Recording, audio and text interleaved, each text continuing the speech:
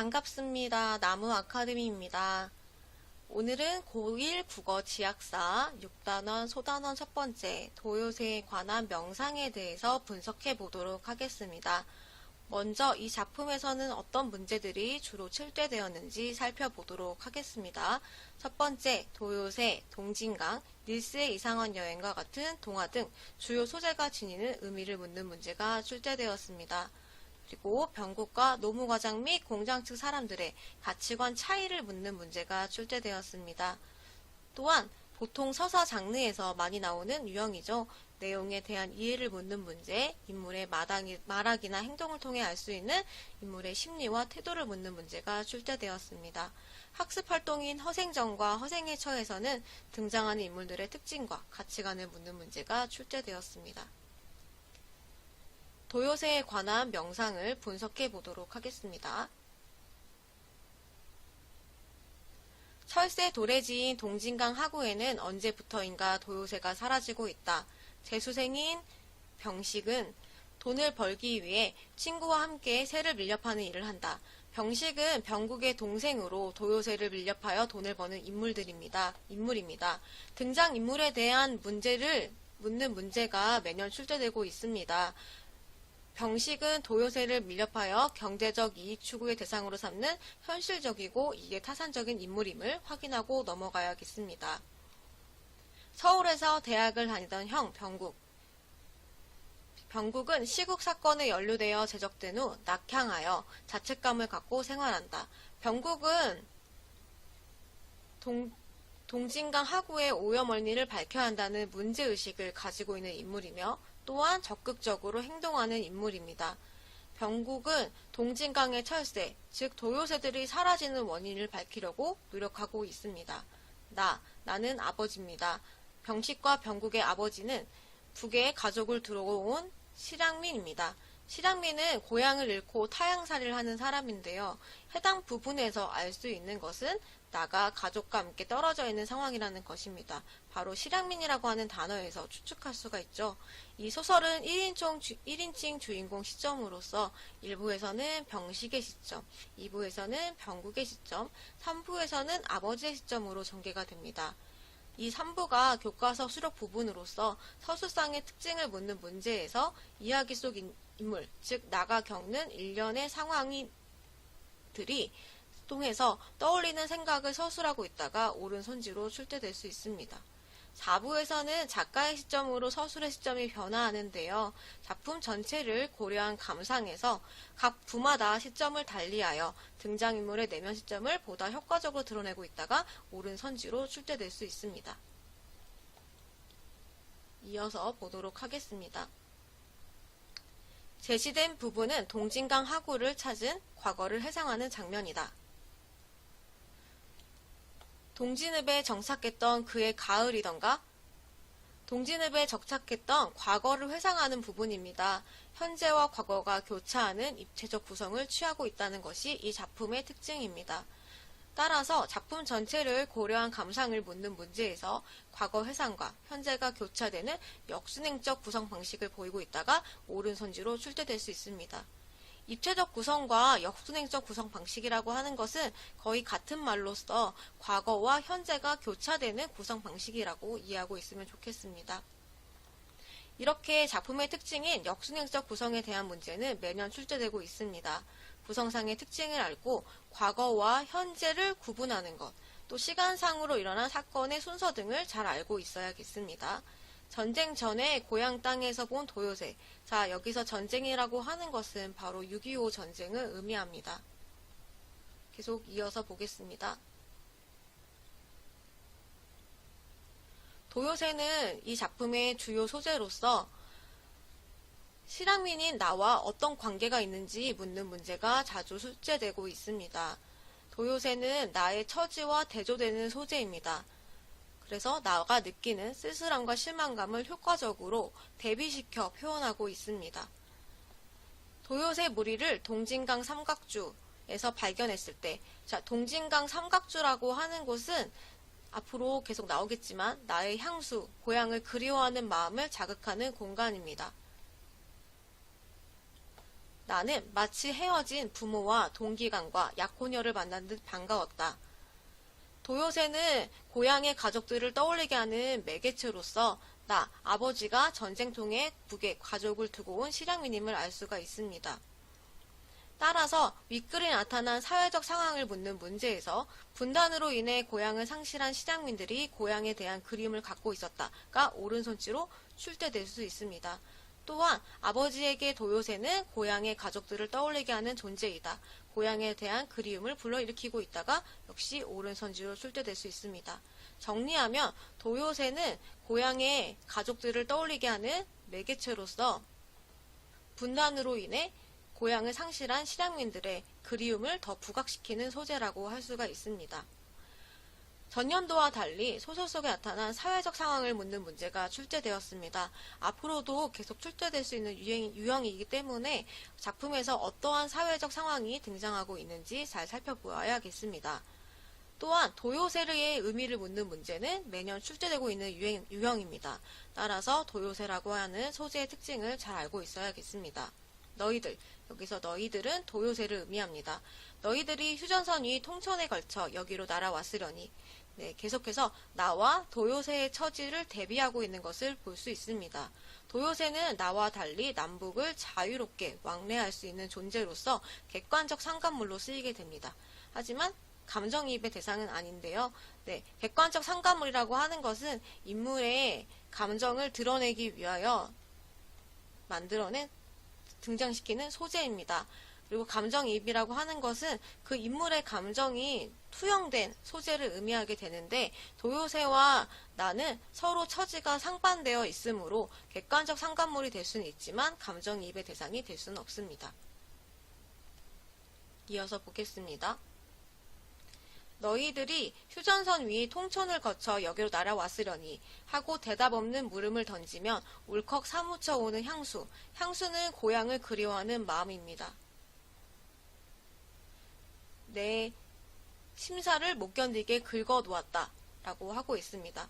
고향 생각에 마음이 아픈 나의 아버지를 의미합니다. 가져온 술병을 기울이며 나는 새떼와 많은 대화를 나누었다.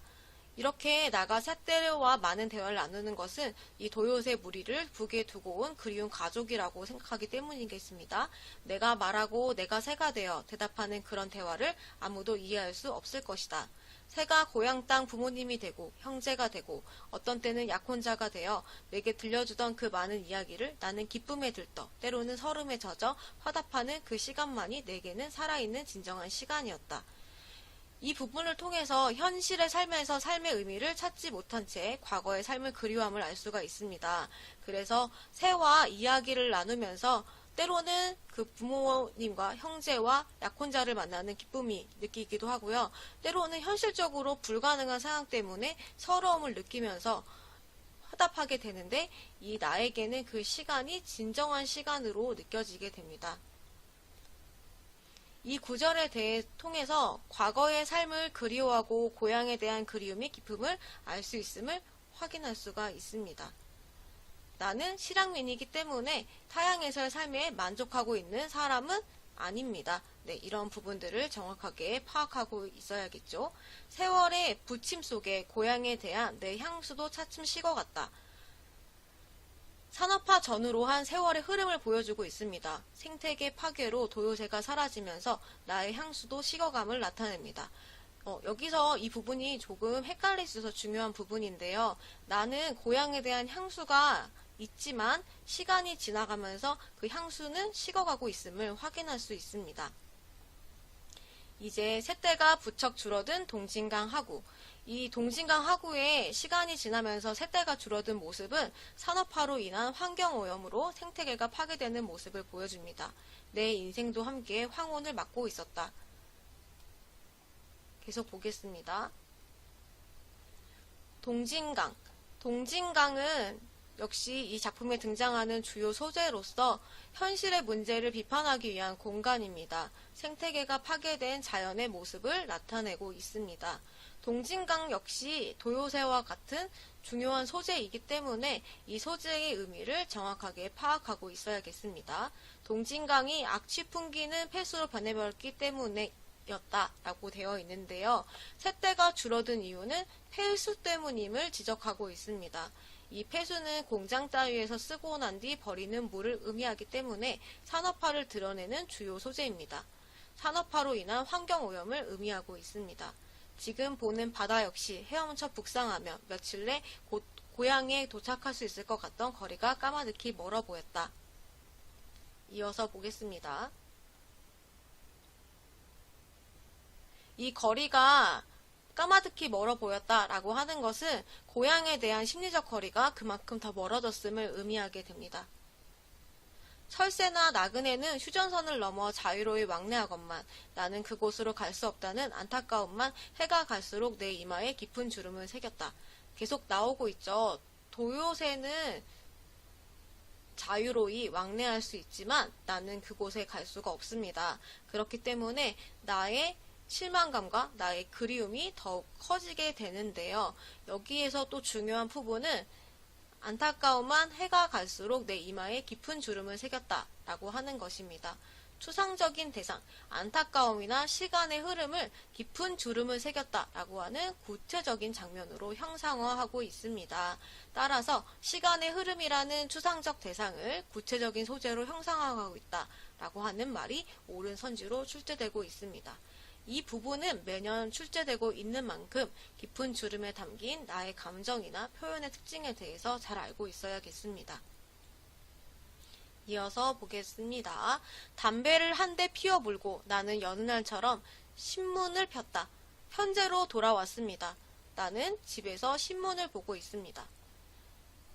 특별한 읽을거리나 속 시원한 기사가 눈에 띌 리 없었다. 오전에는 별 할 일이 없으므로 1면부터 8면까지 샅샅이 읽고 저녁 텔레비전 프로를 훑어보았다. 좋아하는 권투 중계는 없었다. 벽시계를 보았다. 이제 겨우 10시였다. 지금 기원으로 간다고 해도 강 회장이 벌써부터 출근했을 리 없었다. 자, 강 회장 같은 경우에는 이 나와 같은 실향민입니다. 계속 보면은 나와 15년 넘이 형제처럼 지내는 사이였다 라고 되어 있죠. 네, 강 회장은 강원도 동진시 통천군 군민회 회장입니다. 그러면서도 같은 고향의 실향민으로서 서로 형이라고 부르고 동생이라고 부르는 사이임을 알 수가 있습니다. 강 회장의 고향은 부전영 아래 송하였고 나보다 7년 연상이었다. 흥남철수 때라고 되어 있는데 이 흥남철수는 구체적 사건이긴 하지만 여기에서 전쟁 중에 일어나는 인물의 심리 변화라든지 이런 것들을 효과적으로 보여주고 있지는 않습니다. 계속 보면은요. 이 강 회장은 흥남철수 때에 처와 자녀들을 고향에 두고 홀로 피란 내려와 구제품 따위를 파는 행상을 시작해서 60년대 초 이곳에 정착하여 상동시장에서 포복점을 내었습니다. 동진읍이 시로 승격되자 산업화로 인해 지역의 인구가 늘어나고 규모가 커지는 것을 확인할 수가 있습니다. 강 회장이 사둔 잡종지는 여러 용도로 쓸 수 있는 토지를 의미하는데 그 토지에 지가가 뛰었고 점포가 부쩍 커졌다. 그러나 1년 전 고혈압으로 쓰러졌다 일어난 뒤로 포목업도 남한에서 새 장가를 들어 얻은 여편네에게 넘기고 바둑으로 소일하고 지냈다. 이 부분은요. 강 회장이라고 하는 인물이 살아온 내력을 소개하고 있는데 그 내용을 서술자가 굉장히 요약적으로 제시하고 있음을 알 수가 있습니다. 내가 신문 바둑란을 꼼꼼히 들여다보고 있을 때였다. 대문 초인종이 길게 눌렸다. 마루 끝에 앉아 껌을 씹으며 라디오 유행가를 듣던 종욱이가 대문께로 달려갔다. 초인종 소리로 보아 두 아들 녀석 같지 않았고 여편네가 또 뭘 빠뜨리고 나갔다 황망히 돌아왔으려니 싶었다. 네, 계속 내용 봅니다. 누구세요? 종옥이 철문 세빗장을 달그랑거리며 물었다. 김병국이라고 이 집에 살지요? 네. 지금 장면을 보면은요, 김병국, 나의 장남을 찾는 사람이 등장한 것을 알고 수 있습니다. 바깥에 무뚝뚝한 소리였다. 종옥이 문을 열자 장교와 사병이 집 안으로 들어섰다. 네, 이 바로 김병국을 찾는 사람은 군대에서 나온 장교와 사병이었습니다. 장교는 중이었고 사병은 상등병이었다. 둘의 거동이 당당한 데다 사병은 총을 메고 위장망 씌운 철모를 씌우고 있었다. 내 가슴이 철렁했고 오른쪽 턱에 경련이 왔다. 네, 이 표현은요, 내가 장교와 사병의 모습에 기세가 눌린 것을 표현합니다. 전쟁 때 철원 전투에서 왼쪽 다리에 중상을 당한 뒤부터 놀랄 때나 흥분하면 부교감 신경이 실조증을 나타냈다. 나가 전쟁에 대한 후유증을 겪고 있음을 알고 수 있습니다. 병국이가 제 어머니에게 돈을 못타 내다 보니 내게 5,000원을 돌려달라고 했던 게 그저께였다. 내가 강 회장한테 돈을 빌려 애놈에게 주었는데 녀석이 그 돈으로 무슨 말썽을 피웠구나 하는 생각이 들었다. 나는요, 장교와 사병에 등장하여 병국을 찾는 모습에서 이 병국이 그 돈으로 무슨 말썽을 피웠는가라고 짐작을 하고 있습니다. 나는 엉거주춤 마루로 나섰다. 이런 종류의 일은 올 여름 들어 벌써 2차례였다. 네, 여기서 이런 종류의 일이라고 하는 것은 병국을 찾는 방문객이 집에 찾아온 일을 의미합니다. 네, 그래서 이번 방문이 처음이 아니라는 것을 알 수가 있습니다. 내용 다시 보면 지난 여름 한창 더위가 질 무렵이었다. 자, 지난 여름이 등장하죠. 과거가 다시 회상되는 부분임을 확인할 수 있습니다. 그리고 이 부분과 관련 지어서 사건이 일어난 계절적 배경이 제시되어 있다라고 하는 선지가 출제된 경우가 있는데요. 여기에 보면은 여름이라고 하는 계절적 배경이 등장하고 있음을 알 수가 있습니다. 현재에서 과거를 회상하는 부분을 찾는 문제는 매년 출제되고 있습니다. 금년도 역시 출제가 예상되기 때문에 과거 회상이 시작되는 부분들을 모두 잘 알고 있어야겠습니다. 지난 여름에 찾아온 사람은 누구였을까요? 바로 비공단 성창비료 석유 공장 노무과장입니다. 이 노무과장은 어떤 사람이냐면 환경오염보다 경제성장이 더 시급하고 중요한 문제라고 생각하는 사람입니다. 노무과장이 어깨 벌어진 젊은이 셋을 거느리고 느닷없이 집으로 들이닥친 일이 있었다. 그날은 종욱이가 시장에 가고 없어 나홀로 집을 지키던 참이었다. 김병국이란 작자가 누구요? 도대체 어떤 위인인지 상판이나 봅시다. 자, 김병국이라고 하는 사람을 다시 찾고 있는 것을 알 수가 있는데요. 네, 이 노무과장이 김병국을 왜 찾냐면 가 중요한 사건을 이해하는 키워드가 되겠습니다. 이 노무과장은 병국을 어떻게 얘기하고 있냐면 어떤 위인인지라고 되어 있는데 이 위인이라고 하는 것은 사실 좋은 뜻이에요. 그래서 이 병국을 위인이라고 표현하는 것은 반어적인 표현으로서 병국에 대한 비아냥거림을 표현하는 것입니다. 따라서 반어적 표현으로 인물에 대해 비아냥거리고 있다가 옳은 선지로 출제되었습니다. 상판이라고 하는 것은 얼굴을 속되게 이르는 말입니다. 그러니까 이 사병과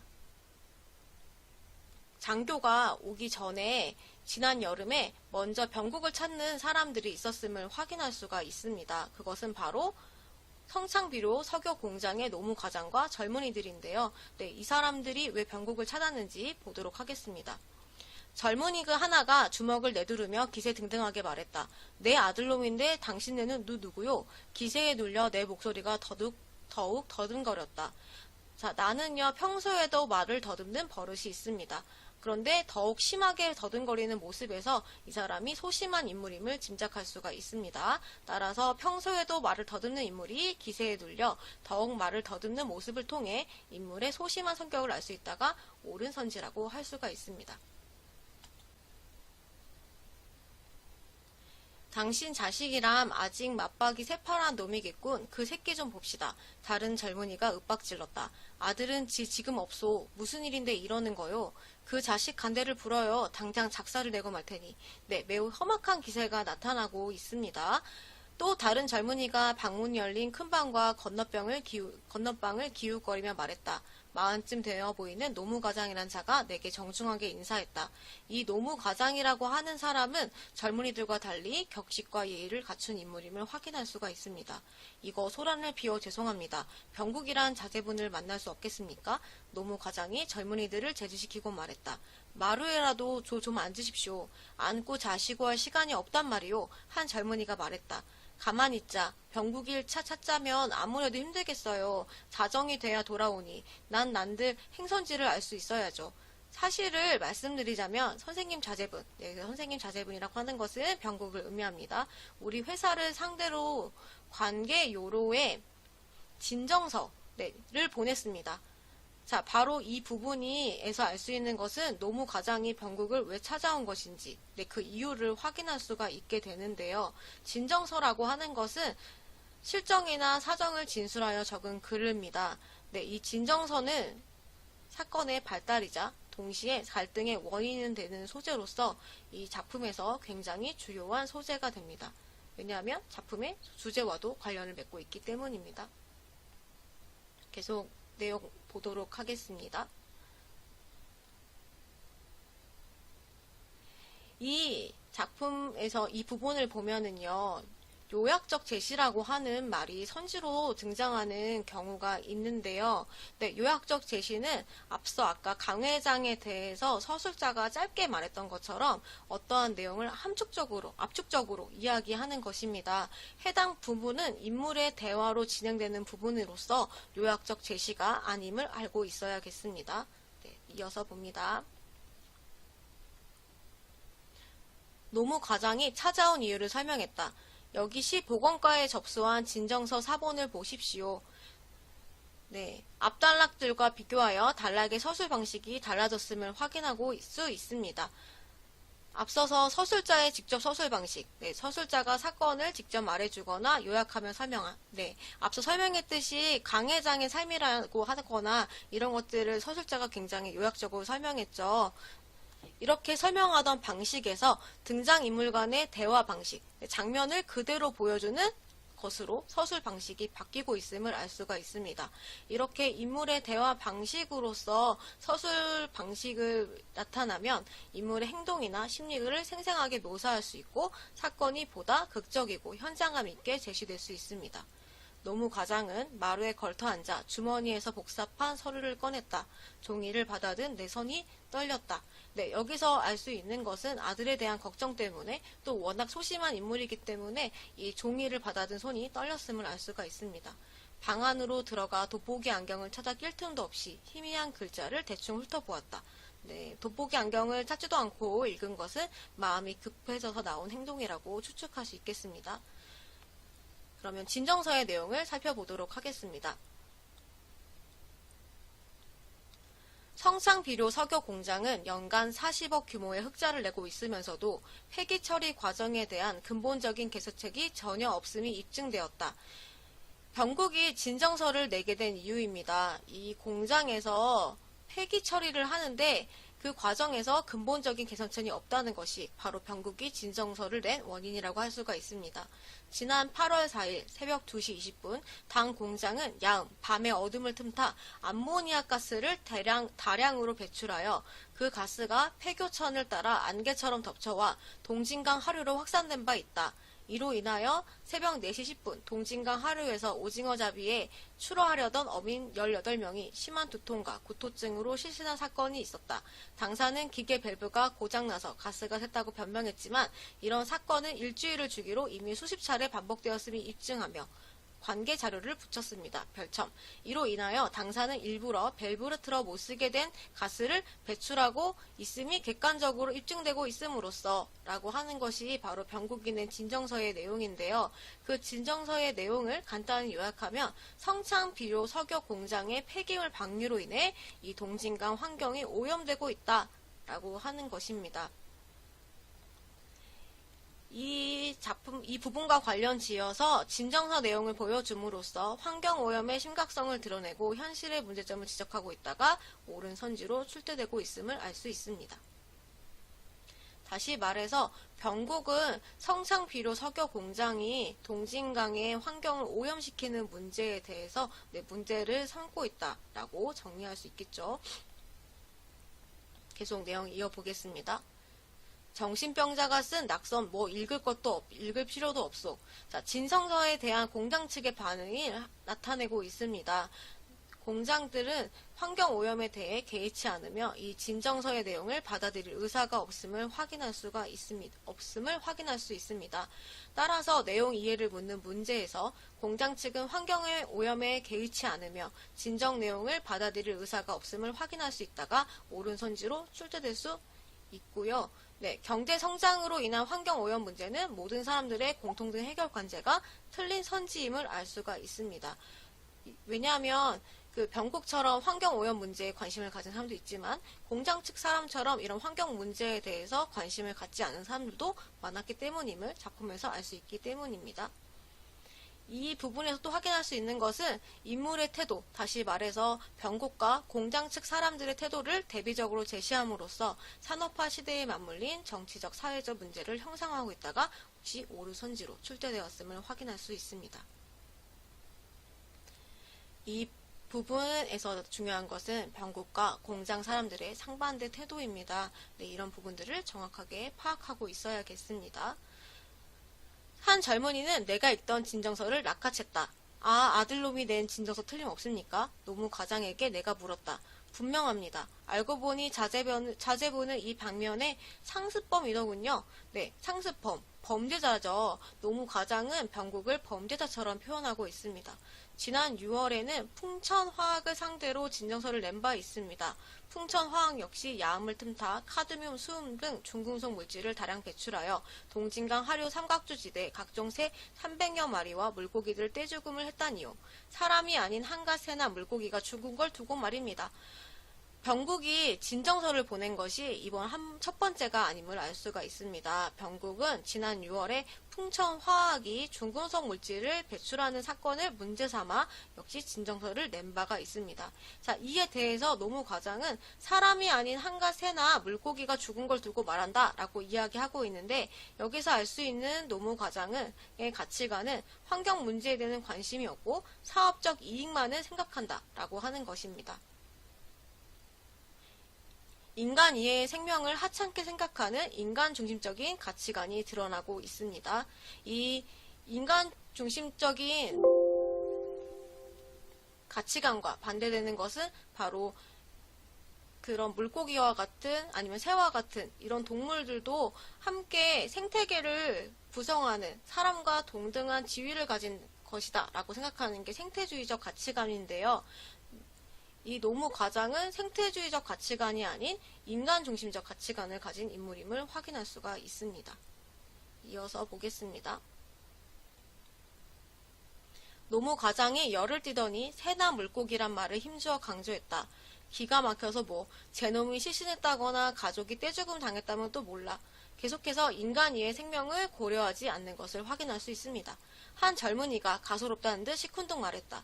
국민소득 1,000달러 달성. 자, 국민소득이 1,000달러를 달성했다는 것은 당시의 시대적 배경이 드러나게 되는데 이 작품의 창작 시기는 1979년으로 이 시기에 주된 관심사는 산업화입니다. 산업화를 통해서 경제성장을 이루고 국민소득을 높이는 것이 이 시대의 가장 중요한 관심사였음을 확인할 수 있고요. 따라서 환경 문제에는 관심을 갖지 않는 사람들이 많았다라고 하는 시대적 배경을 추측할 수가 있습니다. 따라서 윗글에 나타난 사회적 상황을 묻는 문제에서 경제적 이익만을 추구하는 물질주의적 가치관이 확대되고 있다가 옳은 선지임을 확인할 수가 있고요. 당시의 사회상이 드러난 말을 통해 시대적 배경을 드러낸다도 역시 옳은 선지임을 확인할 수가 있습니다. 계속해서 이 부분에서 시대적 상황이 드러난 구절이나 단어를 묻는 문제가 출제되고 있습니다. 매년 출제될 수 있는 유형인 만큼 작품에 나타난 당시 사회상이 드러난 단어들을 모두 확인하고 있어야겠습니다. 국민소득 1,000달러 달성에 오늘날 조국 근대화가 다 무엇으로 이루어진 성과인지 선생도 아시죠? 자, 조국 근대화라고 하는 것은요. 앞에 나왔던 경제성장이나 국민소득 향상과 비슷한 말입니다. 공장 측 사람들이 환경오염을 정당화하는 근거로 쓰이고 있습니다. 다른 젊은이가 내 눈을 찌를 듯 손가락질했다. 빈대 잡겠다고 초가삼간 태우겠다는, 자, 여기서 보면 빈대 잡겠다고 초가삼간 태우다 라고 하는 관용적 표현, 속담이 등장하게 되는데요. 이 속담을 풀어 해석하면 하찮은 새나 물고기를 살리겠다고 조국 근대화, 경제성장의 차질을 주겠다는 뜻 아니냐라고 하는 뜻으로 해석할 수 있습니다. 네, 이 부분과 관련 지어서 빈대와 초가삼간이 비유한 내용을 묻는 문제가 출제되었으므로 이 부분 역시 잘 알고 넘어가 있어야겠습니다. 미친놈 짓거리를 2번으로 뿔을 뽑아야 해 라고 되어 있는데 환경오염보다 경제성장을 우선시하는 사고방식을 알 수 있습니다. 네, 환경 문제에 대해서 관심을 가지는 것에 대해서 미친놈 짓거리라고 말하고 있죠. 이 부분에서는 관용적인 표현을 사용하여 환경 문제 해결보다는 경제 성장을 우선시하는 사고방식이 드러냄이 옳은 선지로 출제된 바 있습니다. 계속 보도록 하겠습니다. 또 다른 젊은이가 말했다. 그들은 병국이 소재를 두고 한 차례 이구동성 삿대질하며 그놈이 돌아올 자정까지라도 기다리겠다며 새 젊은이가 마루로 올라왔다. 선생, 진정도 진정 나름입니다. 그러나 이번 문제는 명예훼손으로 볼 수밖에 없어요.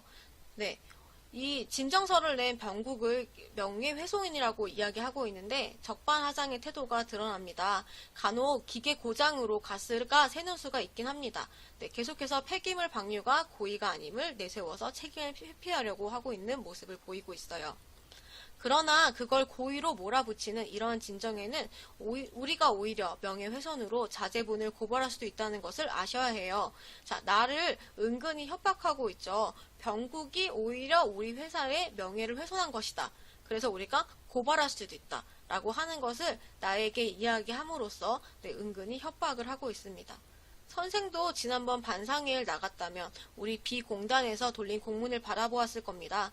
공단 측에서도 공해 문제에 관심을 가지고 아항산가스, 일산화탄소, 폐수, 풍속 측정 등 8대 공해 검증 기구를 사들이려 예산을 책정했다는 내용 말입니다. 또 오염 가능 지역을 3단계로 분류하여 500여 가구 이주 계획을 세워놨다는 점도 읽으셨겠죠? 자, 여기서 보면은 공장층에서 우리가 이렇게 대책을 세우고 있다라고 이야기하고 있는데, 네, 이것은 생색내기 대책이지 현실적으로 이 문제를 해결할 수 있는 대책이 아님을 확인해야 됩니다. 노무 과장이 숨을 돌리더니 담배를 꺼내어 한 대를 자기가 물고 한 대를 내게 권했다. 그로부터 그들은 1시간 남짓 집에 머물러 있었다. 그동안 노무 과장은 이론을 앞세운 설득으로, 새 젊은이는 힘을 과시한 위협으로 나를 물어붙였다. 그동안 병국이는 용케 집으로 돌아오지 않았다. 나는 병국이 집에 돌아오지 않은 것에 대해서 용케라고 하는 표현을 쓰고 있습니다. 병국의 행위를 옹호하고 싶은 나의 심리를 엿볼 수 있습니다. 그때도 그는 이틀째 집을 비우고 있었다. 동진강 하류에서 텐트를 치고 야영하거나 아니면 운포리 아바이집 토방에서 잠을 잤음이 틀림없었다. 선생님, 이 김병국 부친 되십니까? 네, 과거에서 다시 현재로 돌아온 상황입니다. 중이가 정중하게 물었다. 예, 그렇습니다만 보호자로서 저희 부대까지 동행해 주셔야겠습니다. 병국이 지금 어디 있습니까? 부대에서 보호 중입니다. 보호 중이라니 녀석이 무슨 사건을 저질렀나요? 아드님이 통금 시간에 우리 통제구역 안으로 무단 출입했어요. 선생님도 알겠지만 그 시간에 무단 출입자는 부대 측에서 발포할 권한을 가지고 있습니다. 자, 군인들이 나를 찾아온 이유를 밝히고 있는데 군인들이 나를 찾아온 이유는 바로 병국이 통금 시간에 군사 통제 지역으로 무단 출입했기 때문임을 알 수가 있습니다. 그런 발포에서 병국이가 다 다쳤나요? 그런 정도는 아니지만 하여간 잠시 시간을 내셔야겠어요. 부대가 어딘데요? 동남반 일대 경비를 담당하는 357호 부대입니다. 자, 병국의 무단 출입 때문에 부대 관계자들이 찾아와서 나가 함께 부대로 갈 것을 요청하고 있습니다. 나는 방으로 들어가 외출복으로 갈아입었다. 해석을 달리하면 까다로운 사건일 수 있으나 병국의 경우로 따져볼 때 그리 큰 걱정은 안 해도 좋을 듯 했다. 병국이가 해안선을 따라 남하해온 간첩이 아니오 부대 경계 배치의 상황을 탐지하려는 첩자가 아닌 이상 무사히 풀려나올 것임을 분명했다. 녀석은 새에 관한 무슨 조사를 목적으로 아니면 수질오염과 관련하여 경계 지구 안으로 잠입했음이 틀림없었다. 나는요, 이 사건을 크게 걱정하지 않아도 좋을 것 같다라고 생각을 하고 있습니다. 왜냐하면 병국이 간첩도 아니고 첩자도 아니고 아마 생각할 때 새에 관한 조사를 하려다가 들어간 것이 아닐까. 네, 아니면 수질오염에 대해서 조사를 하다가 들어간 것이 아닐까. 이렇게 추측을 하고 있기 때문입니다. 우리가 대문 밖으로 나오니 군용 지프가 대기하고 있었다. 사병이 운전수 옆자리에 타고 중이와 나는 뒷자리에 앉았다. 차가 시내로 빠져나갈 동안 중이가 굳게 입을 다물고 있어 무료한 시간을 쪼개느라고 내가 내 소개를 했다. 네, 나는요 6.25에 참전했던 상위 군인임을 밝히고 있습니다. 뭐라고 이야기를 했는지 그 내용을 자세히 보면 나는 26해 전 전역된 대위 출신이다. 1952년 1월 철원 전투에서 중상을 입어 현재도 상위 장교로 연금 혜택을 받고 있다. 현역 시절 무공 훈장을 3개나 받은 바 있다. 네, 이 부분은 나의 이력을 소개하는 부분입니다. 자신도 군인이었던 것을 밝힘으로써 그 사이에 존재하는 긴장감을 완화시키고 있습니다. 내가 그런 말을 더듬더듬 엮자 중이는 동지적 친근감, 군인이라고 하는 공통분모를 통해 동지감과 친근감을 느끼고 있습니다. 친근감을 보이며 그럼 상사님이시군요 하곤 항상 한결 공손히 응대했습니다. 네, 이 중이와 나 사이에 동질감이 생겼다는 것을 확인할 수가 있습니다. 파견 대장님, 소관이라 저는 그저 심부름을 왔습니다만 하고 중이가 서두를 땐 뒤 말했다. 아드님이 성인이기 때문에 굳이 보호자를 대동할 필요는 없지만 아마 그 언행 진부, 참됨과 거짓 또는 진짜와 가짜와 가족관계를 파악하려 선배님을 부르는 것 같아요. 네, 보면 갑자기 나를 부르는 호칭이 선배님이라고 부드러워진 것을 확인할 수가 있습니다.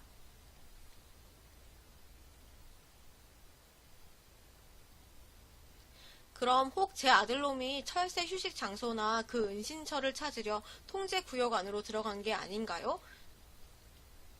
글쎄요. 아니면 동진강 하류의 폐수 오염도를 조사할 목적으로? 네, 지금 이 부분은요. 나가 병국이 왜 부대 안으로 들어갔을까에 대해서 추측한 이유입니다. 나는 병국이 부대 안으로 들어간 정확한 이유를 알지 못하고 추측만 하고 있습니다. 둘 중 하나겠죠. 중이는 알만하다는 듯 얼굴로 나를 보고 빙긋 웃었다. 그럼 경찰서로 이첩되는 건가요? 자, 이첩이라고 하는 것은 다른 부서로 다시 보내어 알리는 것인데요. 그러니까 병국이 그러면 경찰서로 가게 되는 것인가? 라에 대해서 나가 묻고 있는 것을 알 수가 있습니다. 가보시면 만나겠지만 저희 파견 대장님은 무척 인간적이십니다. 자, 이 부분을 통해서 파견 대장이 법대로만 해결하지 않고 개인의 사정을 고려하는 인물임을 알 수가 있습니다. 네, 파견 대장이 병국을 법대로 처리하지 않을 것임을 암시하고 있어요.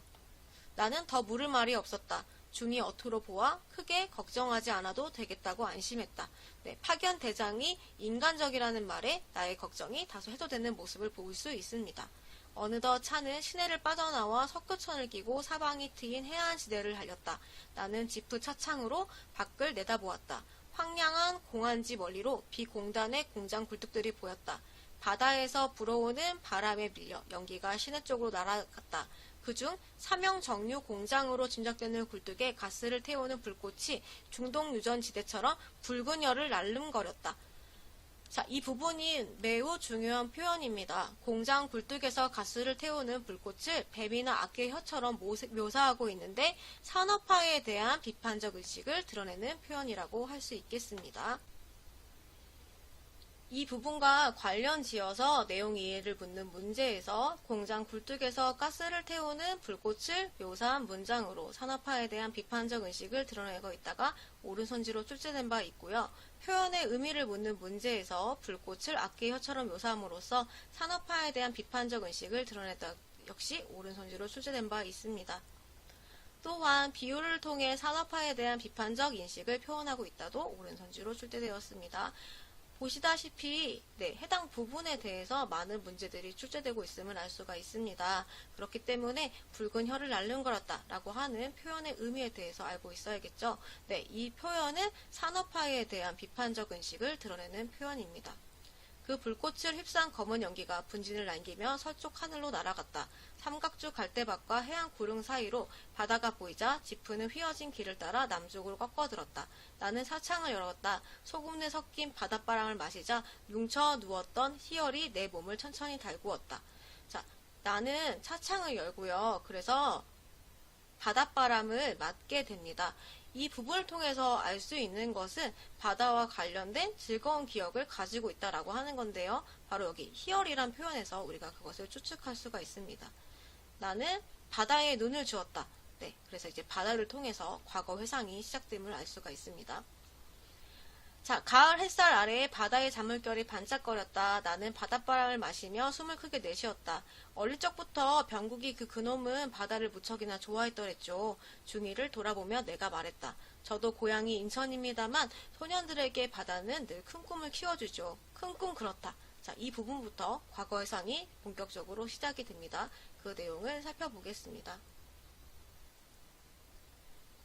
병국이는 어릴 적부터 바다를 보며 큰 꿈을 키웠더랬다. 두 녀석, 병국과 병식이 초등학교 다닐 무렵 일요일이면 자전거 뒤에 병국이를 앉히고 자전거 앞에 병식이를 태워 나는 곧잘 동진강 삼각주나 동남만 남쪽 돌기에 자리 잡은 장진포까지 바다 구경을 나갔다. 병식은 장난질 심한 개구장이로만 기억에 남아있지만 병국이는 바다로 나오면 기선을 보는 게 소원이었다. 자, 기선이라고 하는 것은 증기기관의 동력으로 움직이는 큰 배를 의미합니다.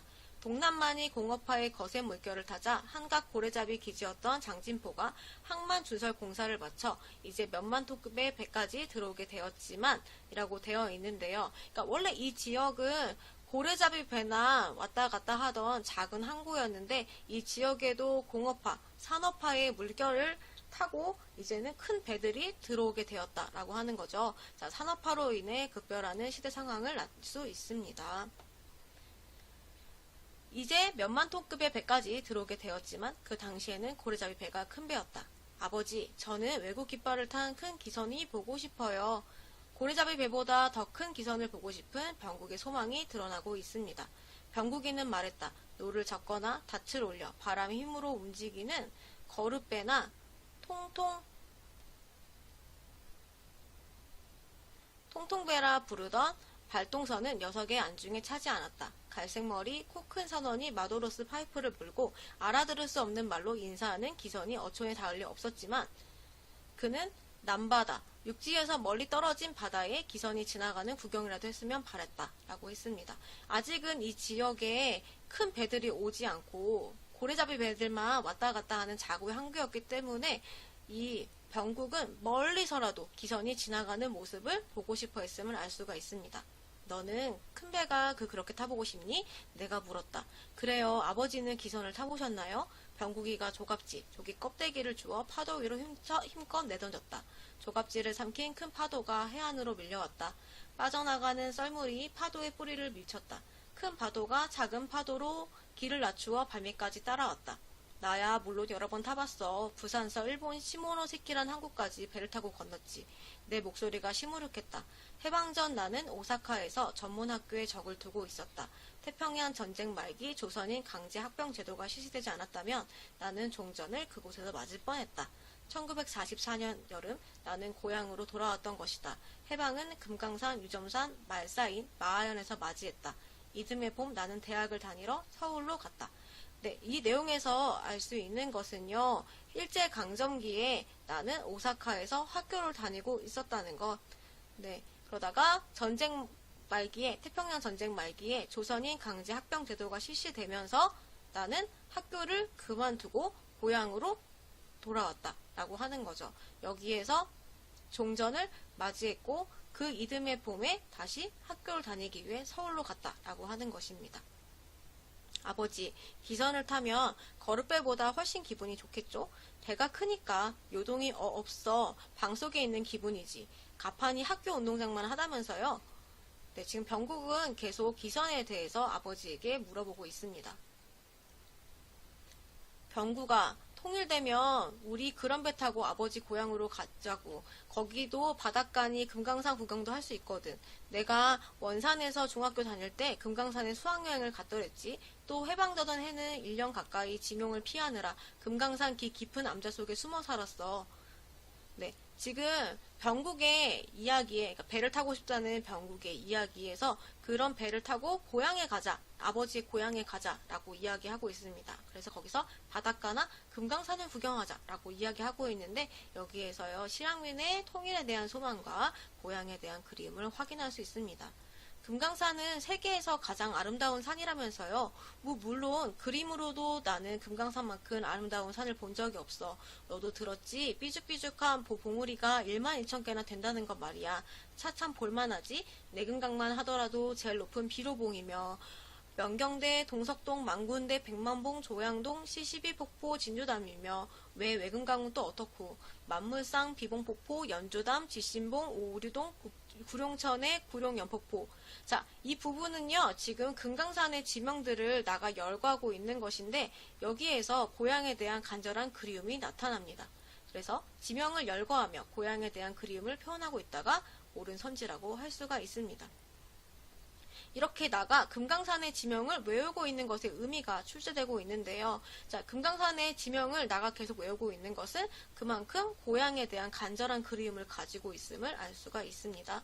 그만하세요. 아버지 언제 그걸 다 외웠나요? 어디 그뿐인가? 해금강, 신금강은 또 어떡하고? 장안사, 표운사, 유점사 그거 말고도 절은 또 얼마라고? 나는 신이 나서 입술에 침을 튀겨가며 짓거렸다.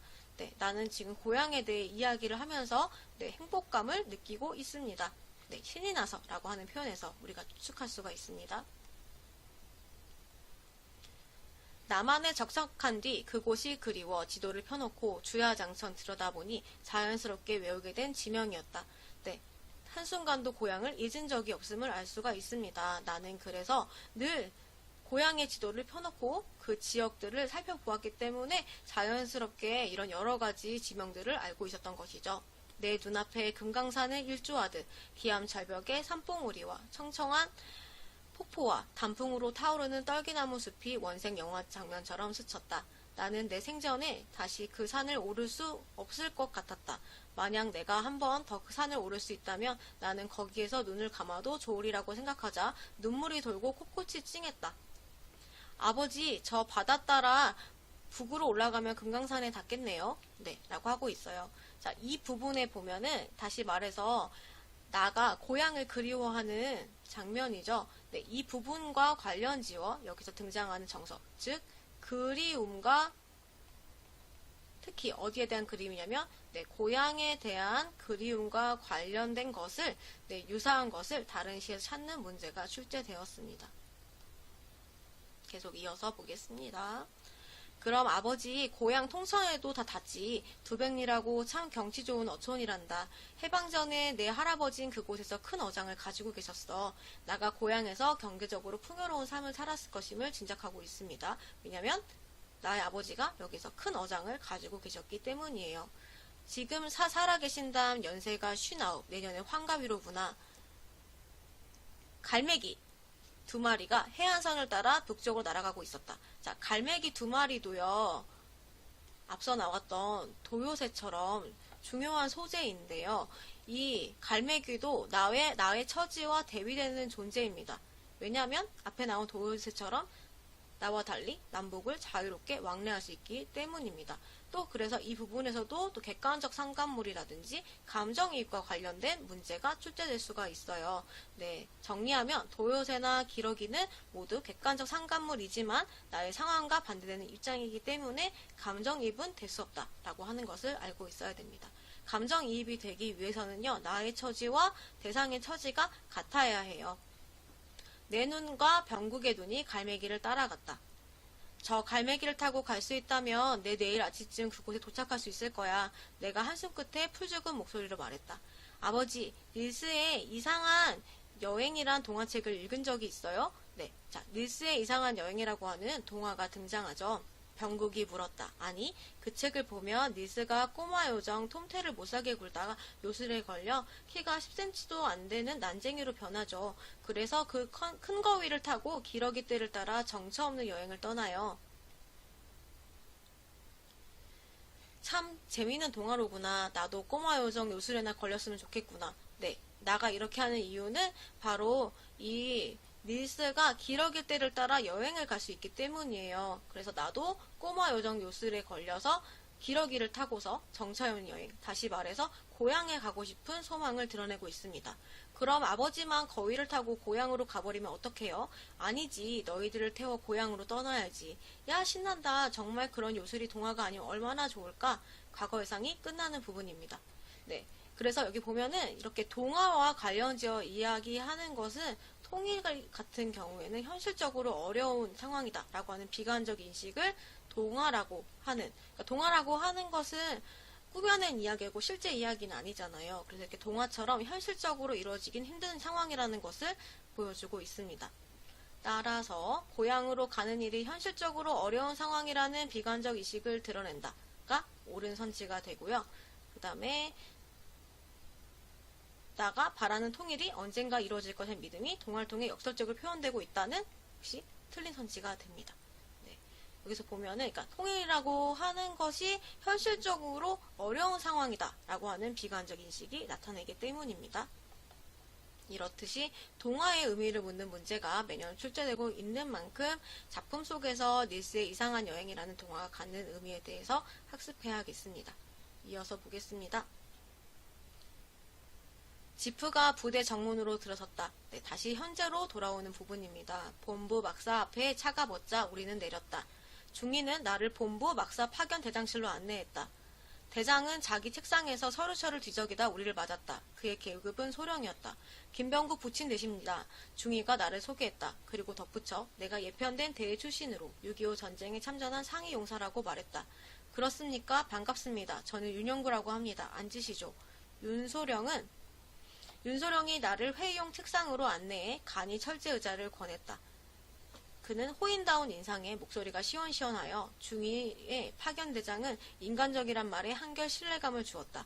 나는 인물의 외관을 보고서 그의 성품을 짐작하고 있어요. 네, 나가 봤을 때 이 윤소령은 굉장히 호인다운 인상에 목소리가 시원시원했다라고 하는 거죠. 그래서 파견대장이 인간적이다라고 하는 말이 신뢰감을 갖게 되는 부분을 확인할 수가 있습니다.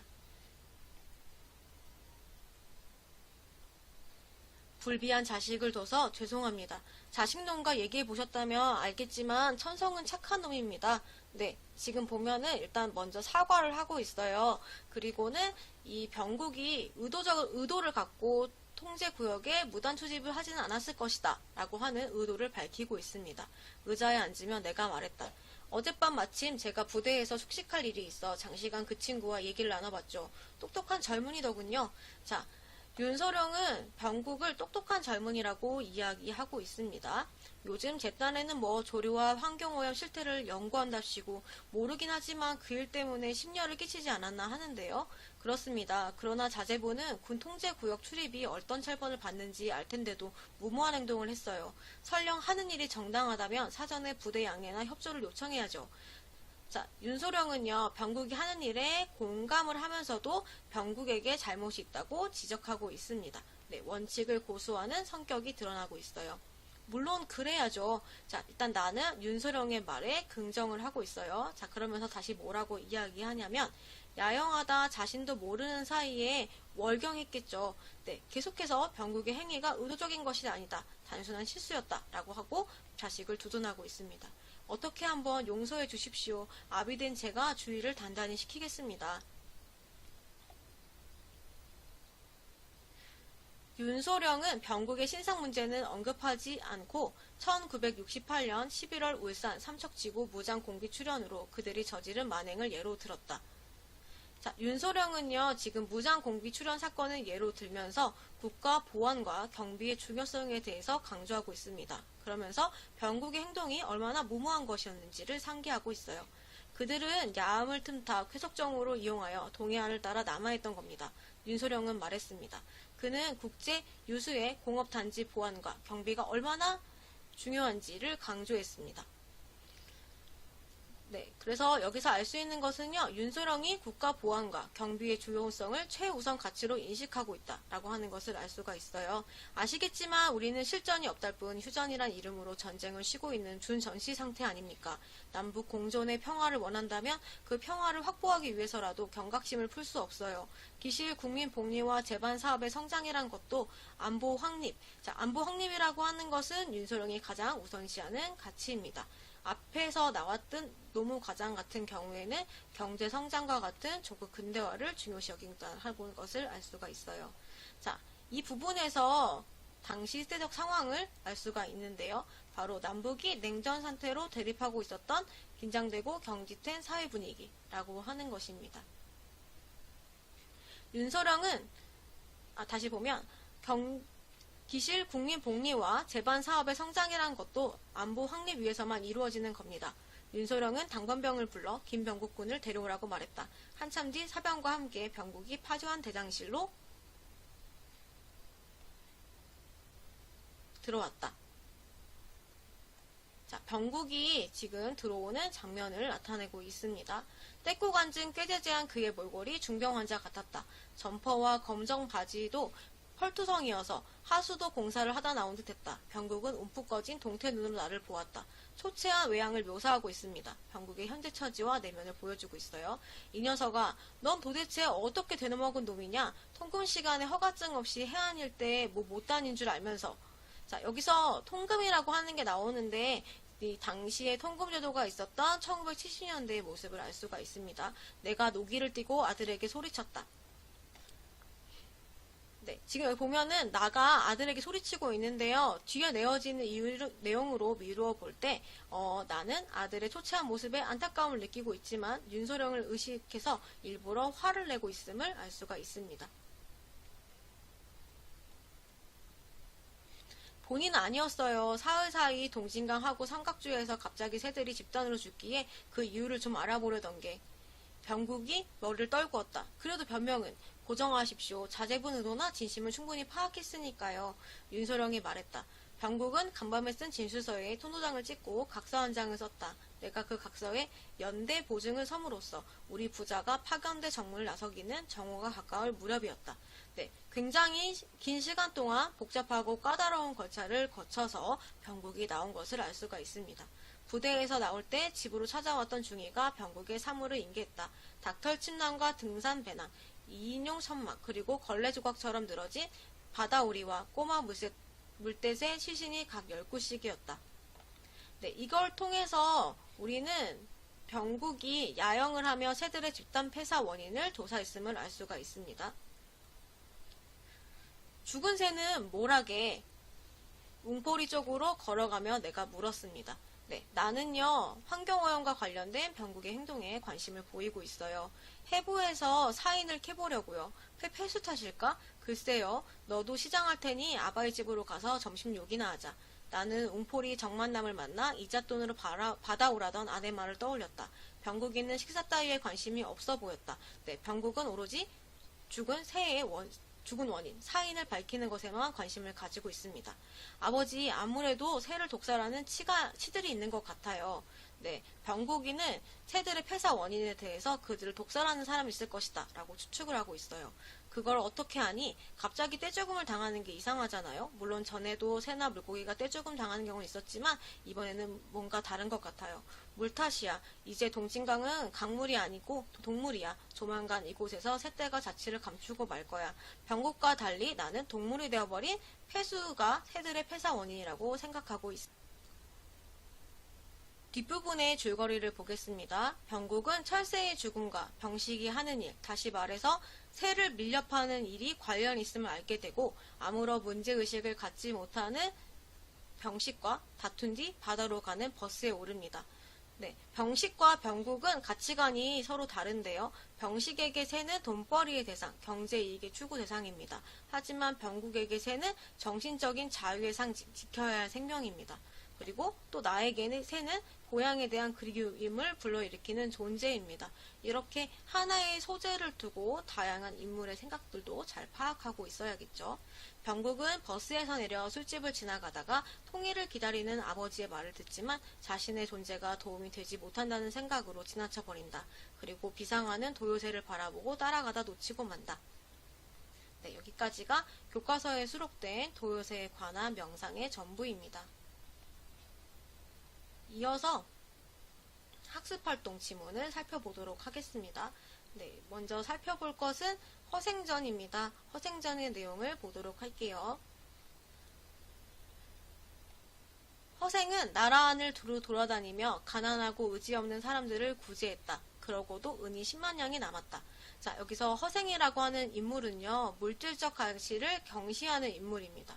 그래서 상인을 무시하는 태도를 보여주고 있어요. 또한 양반 사회의 무능과 허위의식을 보여준 인물은 맞습니다만, 네, 현실적인 능력 없이 살아가는 인물은 아님을 확인할 수가 있어요. 왜냐하면 이 사람은 변씨에게 빌린 돈을 가지고 실제로 장사를 해서 은이 10만냥이, 그러니까 가난한 사람들을 도와주고서도 은을 10만냥 남기거든요. 그러니까 현실적인 능력 없이 살아가는 인물이라는 것은 틀린 선지가 됩니다.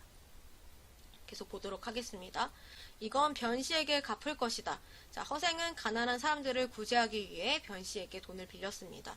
허생이 가서 변씨를 보고 나를 알아보시겠소? 하고 묻자 변씨는 놀라 말했다. 그대의 안색이 조금도 나아지지 않았으니 혹시 마냥을 실패보지 않았소? 자, 허생은 오랜만에 변씨를 찾아갑니다. 이 변씨는요, 나에게 만냥을 빌려준, 그러니까 허생에게 만냥을 빌려준 사람이에요.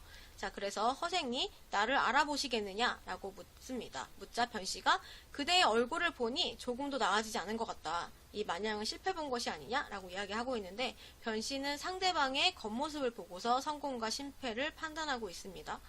허생이 웃으며 재물에 의해서 얼굴에 기름이 도는 것은 당신들 상인일이요 라고 하고 있어요. 만냥이 어찌 돌을 살찌게 하겠소? 하고 10만냥을 변씨에게 내놓았습니다. 자, 이러한 허생의 이야기에서 알 수 있는 것은 허생이 상인을 무시하고 있다라고 하는 거고요. 또 허생은 물질적 가치인 돈과 재물보다는 정신적 가치인 도를 중요시하게 생각하는 인물이다라고 하는 것입니다. 내가 하루아침에 주림을 견디지 못하고 그리끼를 중도에 패하고 말았으니 당신에게 만냥을 빌렸던 것이 부끄럽소. 네, 지금 허생은요, 궁핍한 상황에서도 독서를 하고 있었는데, 네, 어쩔 수 없이 이 변씨에게 만냥을 빌려서 자기가 장사를 했다고 하는 것에 대해서 부끄럽다라고 이야기하고 있습니다. 허생의 가치관이 직접적으로 드러난 부분이에요. 선비로서 세깃길을 중단하고 장사를 한 행동에 대해서 부끄럽게 생각하고 있습니다. 변씨는 대경에서 일어나 절을 하고 사양하고 10분의 1로 이자를 쳐서 밖에 놀아 했다. 허생이 잔뜩 역정을 내며 당신은 나를 장사치로 보는가 하고는 소매를 뿌리치고 가버렸다 라고 하는 부분이 있는데 여기 부분에서도 계속 알 수 있듯이 네, 허생은요 나를 장사치로 보는가 라고 하는 것처럼 상인을 상당히 무시하고 있다 라고 하는 것을 알 수가 있고요. 그리고 계속해서 나는 작은 이익에 연연하지 않는 선비다 라고 하는 것을 강조하고 있음을 확인할 수가 있습니다.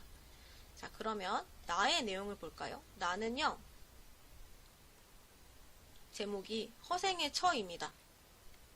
네, 제목에서 알 수 있듯이 이 허생전의 주인공이 허생이라면 허생의 처에서의 주인공은 허생의 처라고 하는 건데요. 네, 이 허생의 처의 입장에서 허생을 비판하는 또 당시 시대 상황을 비판하는 것이 중요한 주제가 됩니다.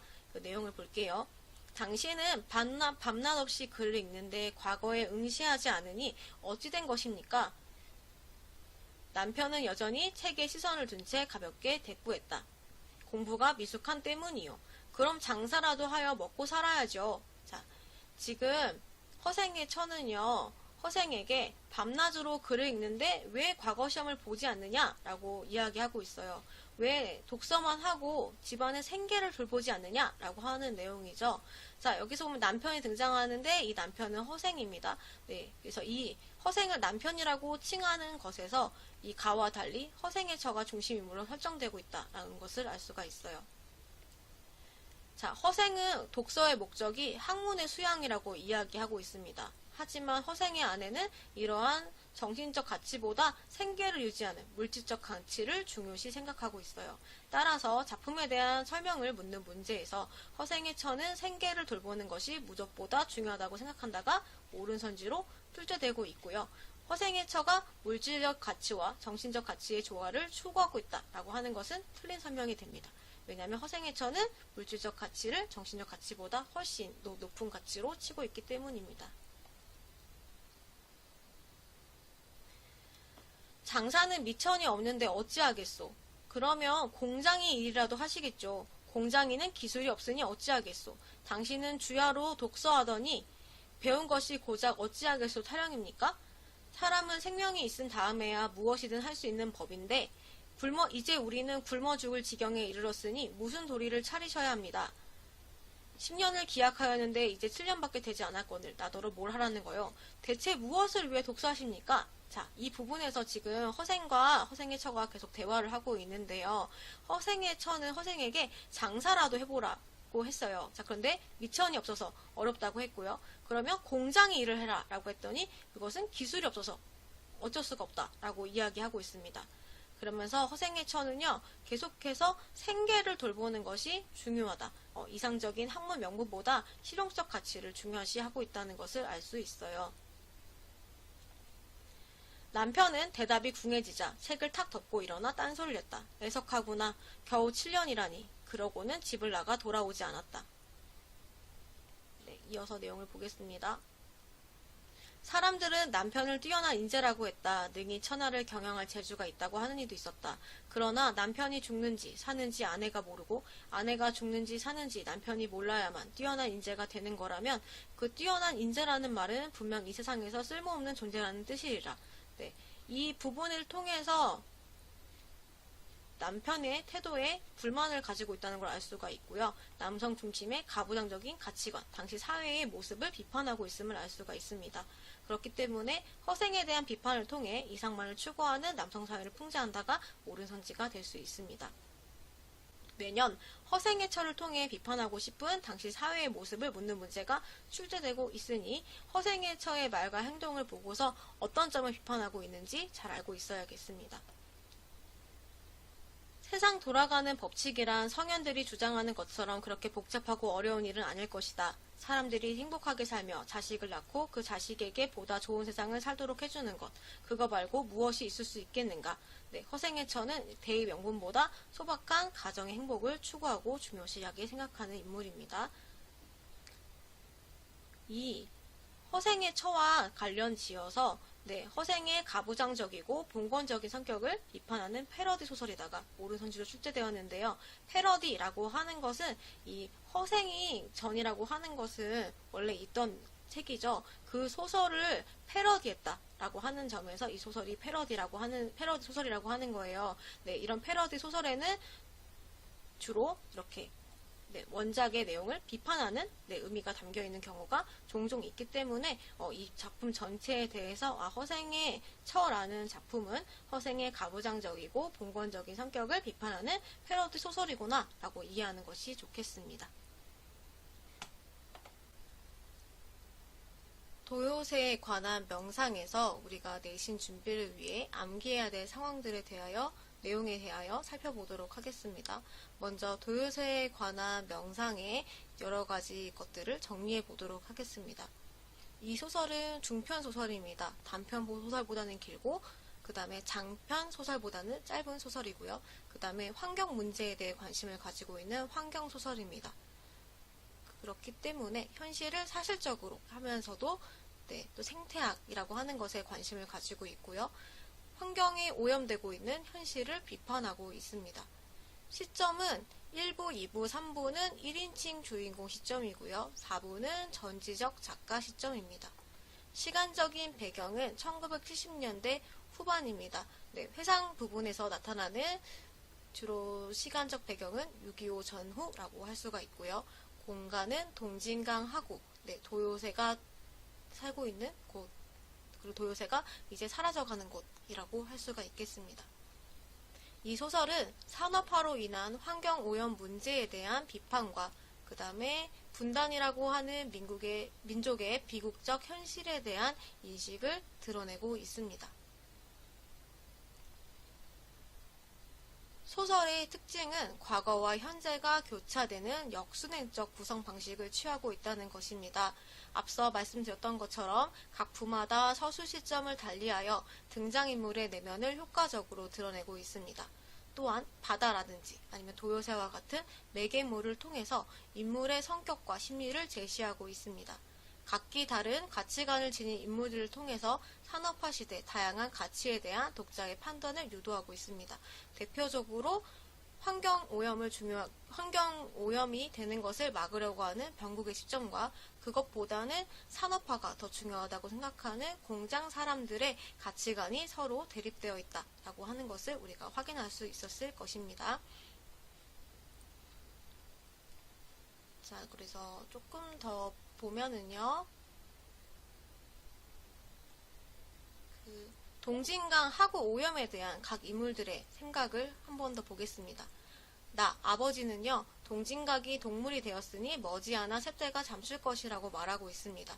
동진강 하구 오염에 대해서 어느 정도의 문제의식을 갖고 있음을 알 수가 있습니다. 네, 병국은 아버지보다 훨씬 더 적극적으로 문제의식을 갖고 동진강 하구 오염의 원인을 밝히기 위해 최선을 다하는 인물입니다.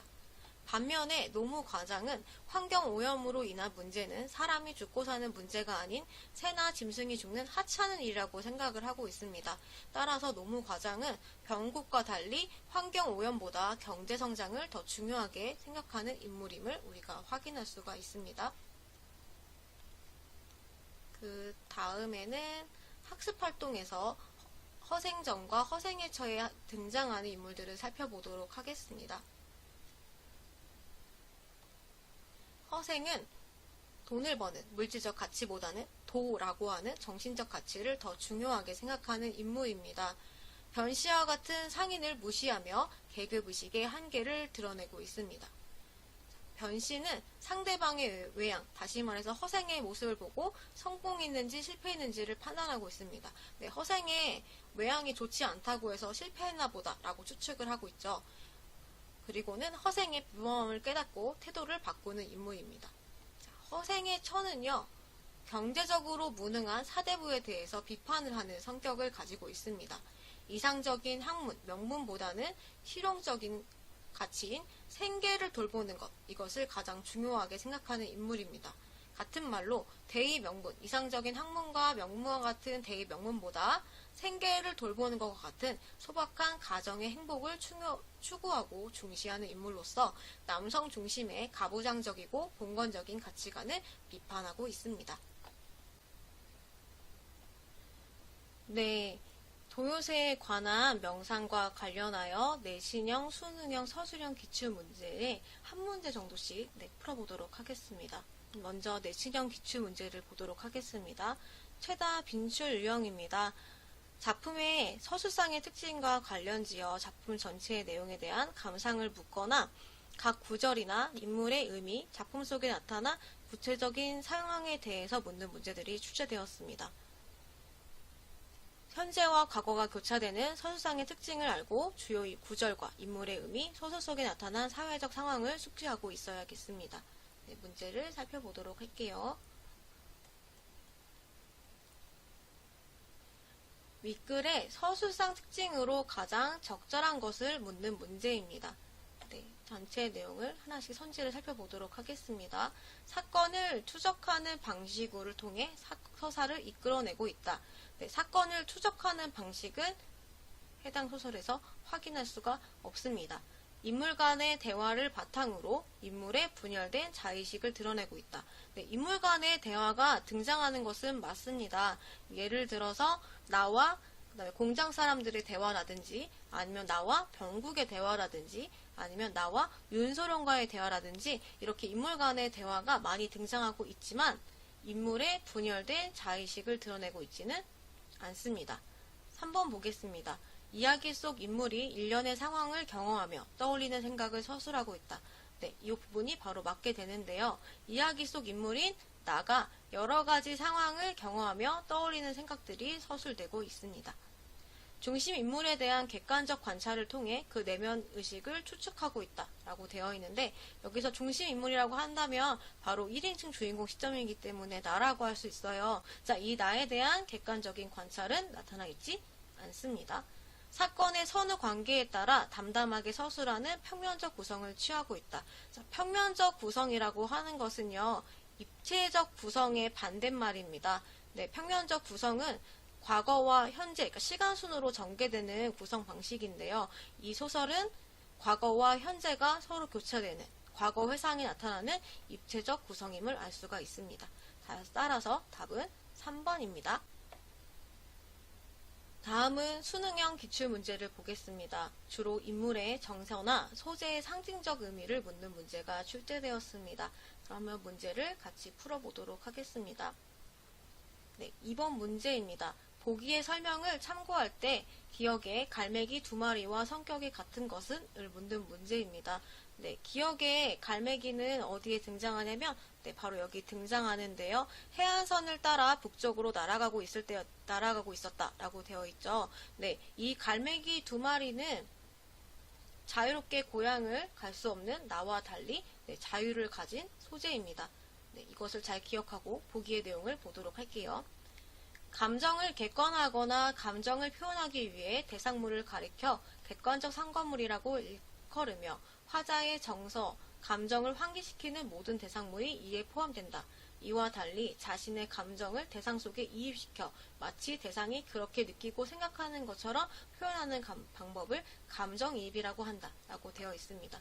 자, 객관적 상관물이라고 하는 것은 인물의 감정을 객관화하거나 표현하기 위해서 부각시키는 모든 소재를 의미합니다. 반면에 감정이입이라고 하는 것은요, 나의 감정을 대상 속에 이입시켜서 대상이 마치 그렇게 느끼는 것처럼 생각하는 것인데요. 네, 이 감정이입이라고 하는 것은요, 나와 대상의 감정이 같아야 돼요. 나와 대상의 상황이 같아야지 감정이입이라고 할 수 있고, 그 외에는 그냥 객관적 상관물이다 라고 할 수가 있습니다. 따라서 이 갈매기 2마리는요, 나와 처지가 반대되는 소재라고 했잖아요. 그렇기 때문에 갈매기 2마리는 감정이입의 대상은 아니고 오직 객관적 상관물로서의 의미만 가지게 됩니다. 그러면 이렇게 갈매기 2마리처럼 객관적인 상관물, 감정이입이 나타나지 않은 것을 찾으면 바로 정답이 될 수가 있어요. 1번 선지부터 보겠습니다.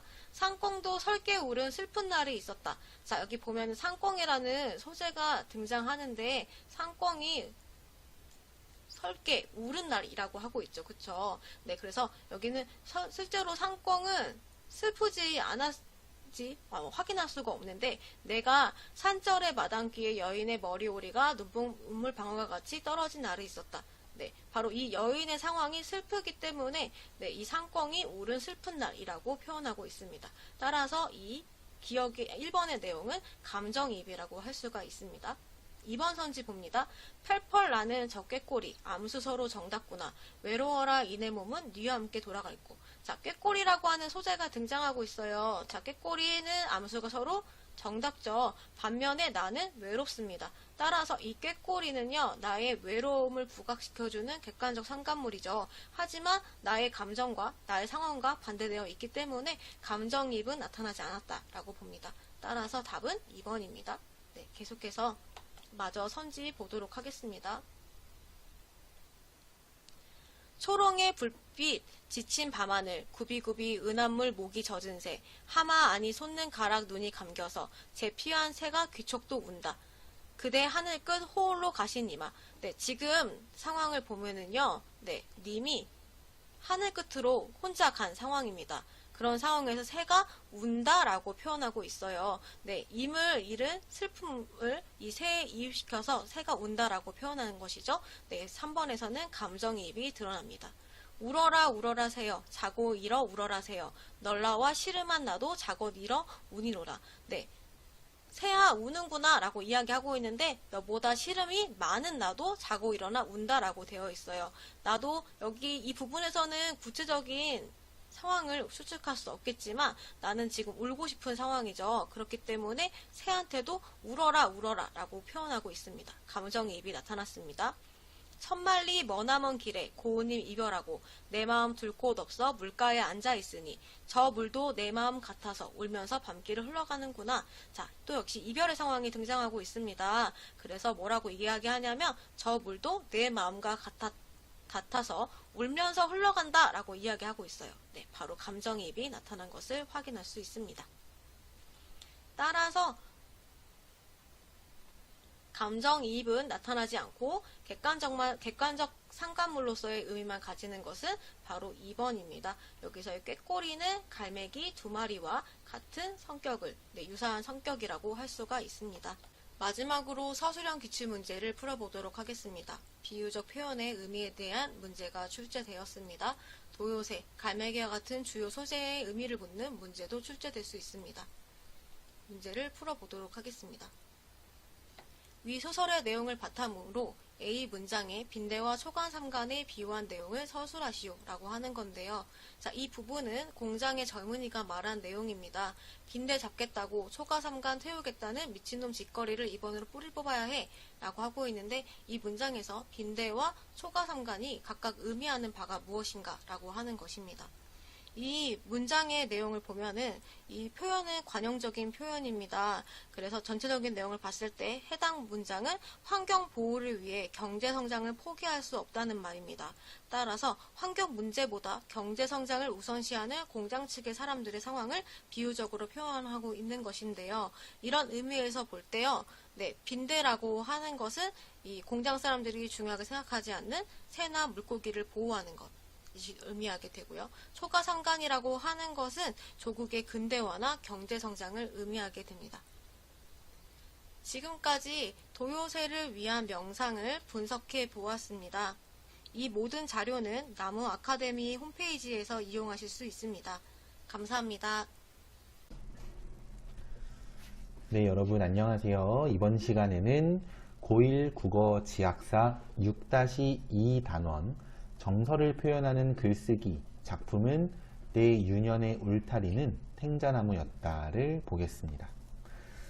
우선 이번 시간은 문학을 보기 때문에 그 작품 안에 사용된 어휘, 그러니까 표현들에 대해서 형식적인 의미, 그러니까 형식적인 요소, 그러니까 표현법, 뭐 예를 들면 서리법일 수도 있고 뭐 도치법일 수도 있죠.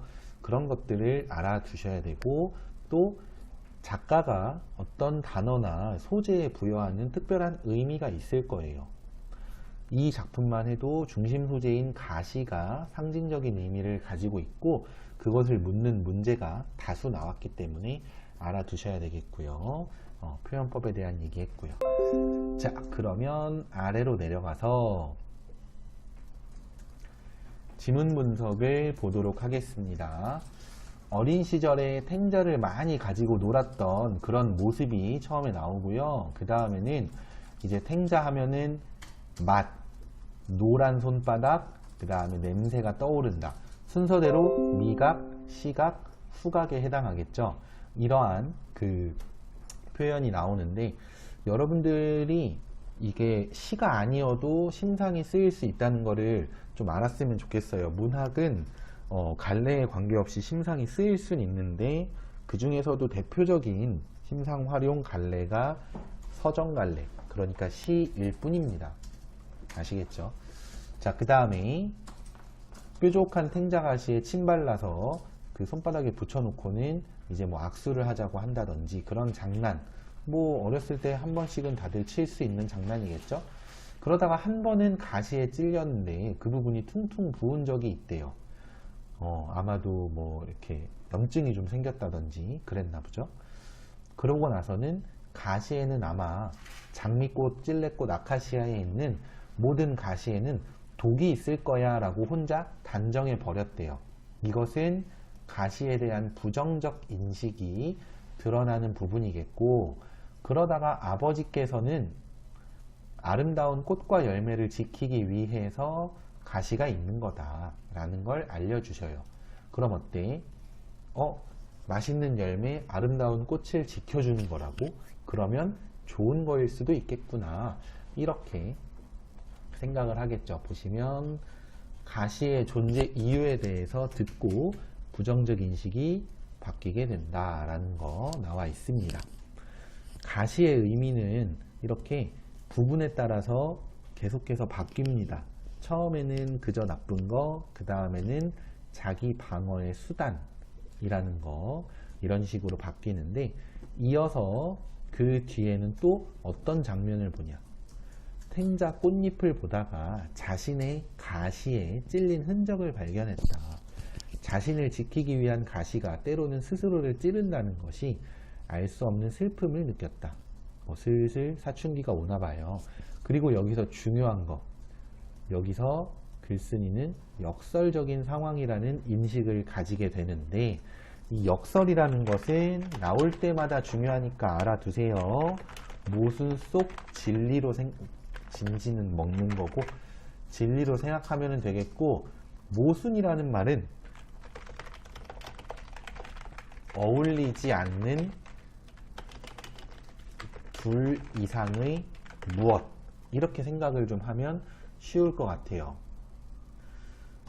그래서 어울리지 않는다는 게 대표적으로는 이제 반대되는 거일 수 있겠죠. 예를 들면은 님은 떠났지만 나는 님을 보내지 아니하였습니다.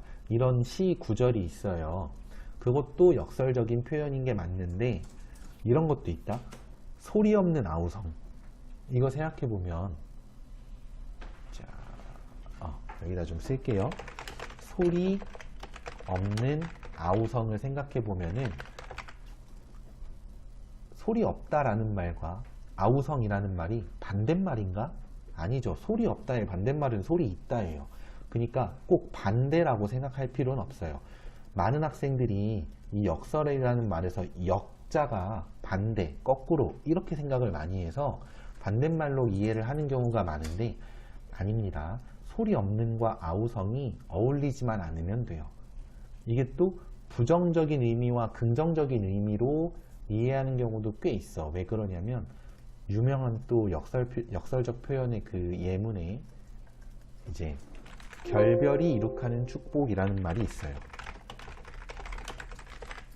이 경우에는 또 학생들 입장에서 결별 나쁜 거, 축복 좋은 거, 이렇게 보기가 쉽거든. 하지만 이거는 좋고 나쁨으로만 되는 게 아니라 어울리지 않는 것으로서 성립되는 게 역설입니다. 알아두세요.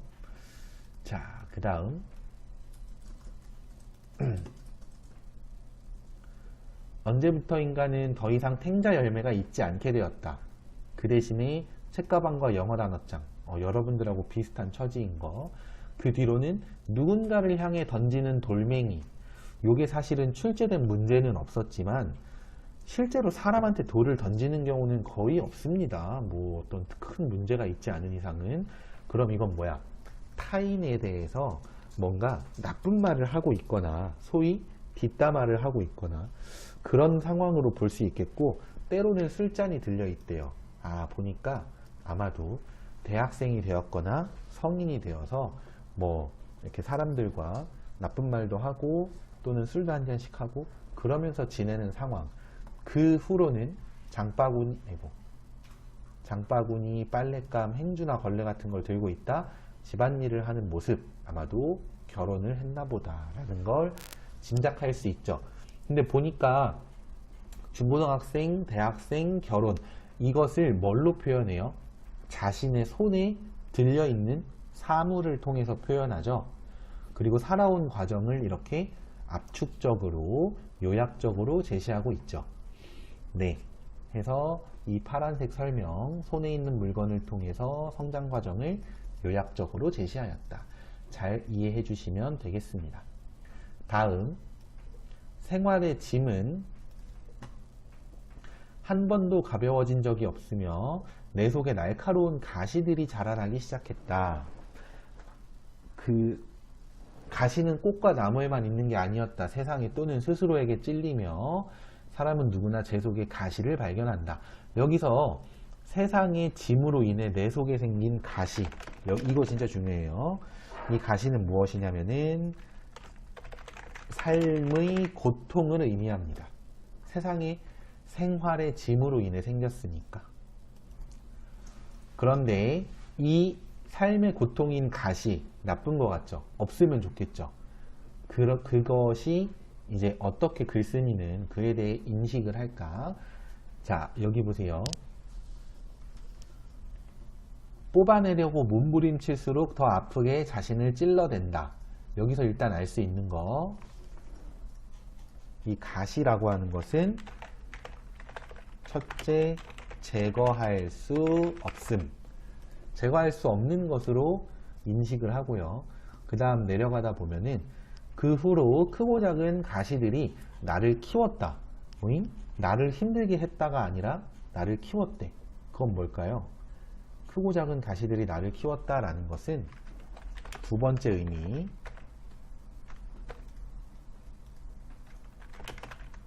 가시가 사람을 성숙하게 한다는 것을 알 수 있습니다. 왜 그런 말도 있잖아요. 아픈 만큼 성숙하는 거다, 뭐 이런 거.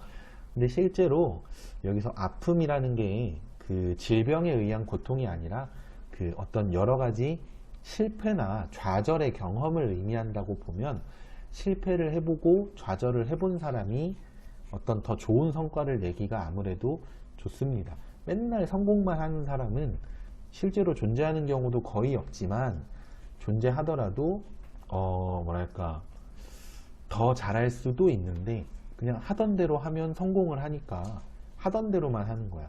하지만 한번 실패해 본 사람은 하던 대로 하니까 실패하는구나, 더 발전하기 위한 노력을 하겠죠. 그게 바로 성숙인 거고, 이렇게 보시면 되겠죠. 그 다음, 아무리 행복해 보이는 사람도 자신을 괴롭히는 가시가 있다 라고 하면서 용모, 장애, 환경, 성격, 재능과 같은 다양한 가시의 예를 들어주고 있습니다. 그리고 로트레크라고 하는 화가가 나오는데, 이 사람이 부유한 귀족의 아들이었는데 사고로 두 다리를 다쳤대요.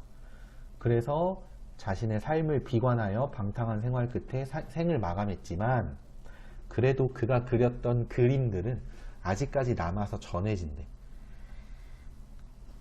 이 사람이 한 말이, 내 다리가 한쪽이 짧지 않았다면 나는 그림을 안 그렸을 것이다. 그러면 이 사람이 그림을 그리지 않았다면 우린 이 사람을 몰랐을 거야. 여러분, 유럽에 높은 귀족의 자식 중에 이름 아는 사람이 있어요? 한 명도 없을걸?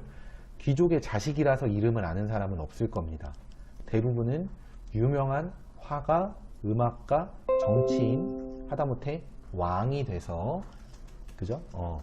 그래서 이제 이름을 역사 시간에 배워볼 수는 있겠지만, 그냥 귀족의 자식이라서 이름을 안다? 그런 사람은 없어요. 그러니까 이 한쪽 다리가 짧은 것으로 인해 그림을 그렸지만, 오히려 이 사람을 오랫동안 우리 후세 사람들이 기억해 주는 것은 오히려 그 그림 때문인 거야.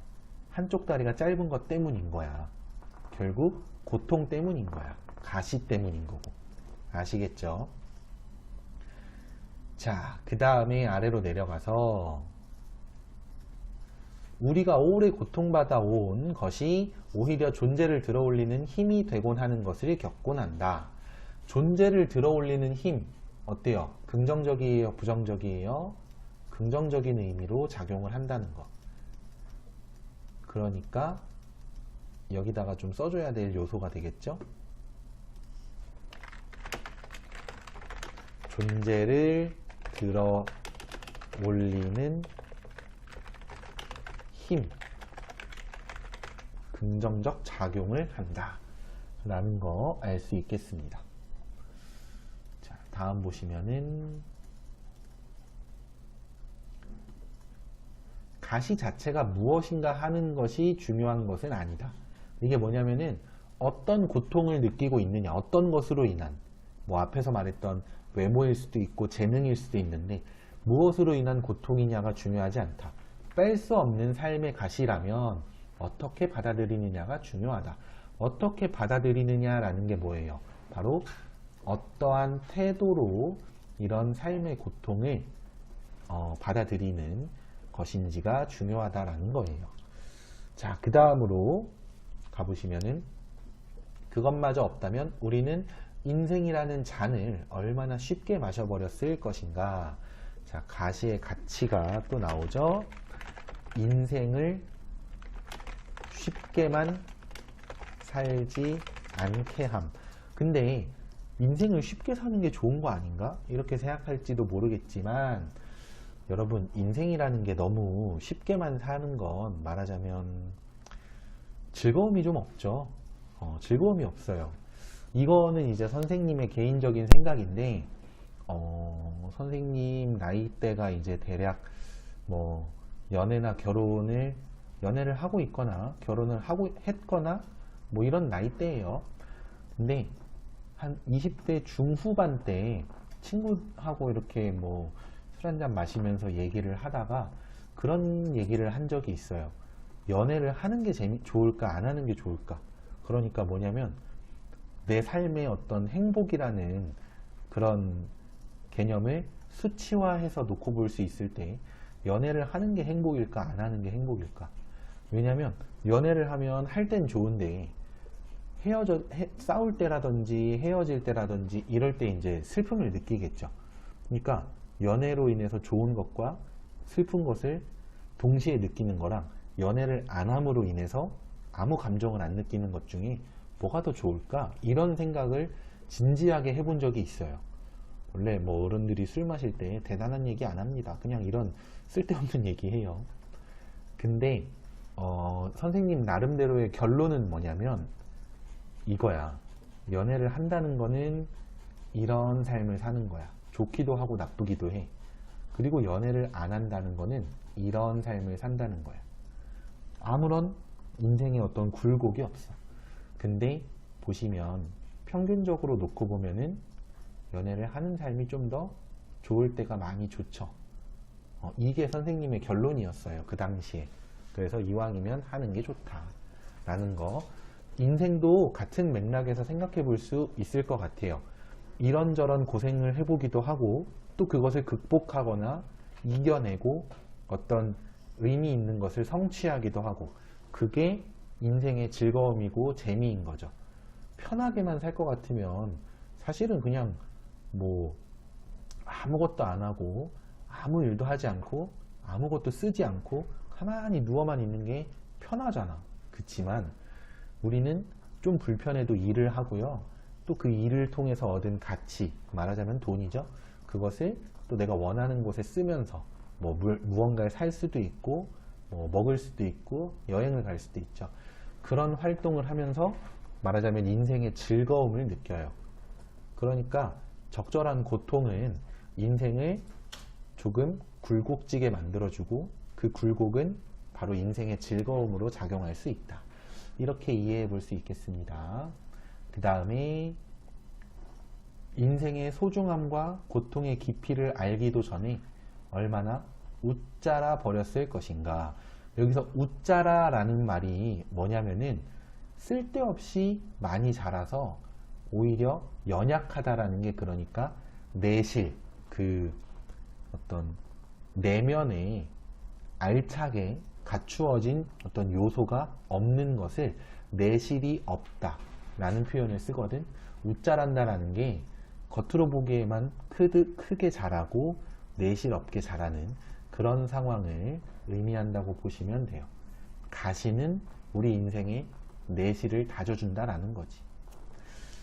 자, 그 다음에 실제로 너무 아름답거나 부유하거나 그러니까 가시가 없는 삶이 오히려 망가져 있는 경우를 볼 수 있다. 가시는 사람을 겸허하게 만들어줄 선물이다. 우리가 다 그렇잖아요. 고생을 해본 사람들이 자신의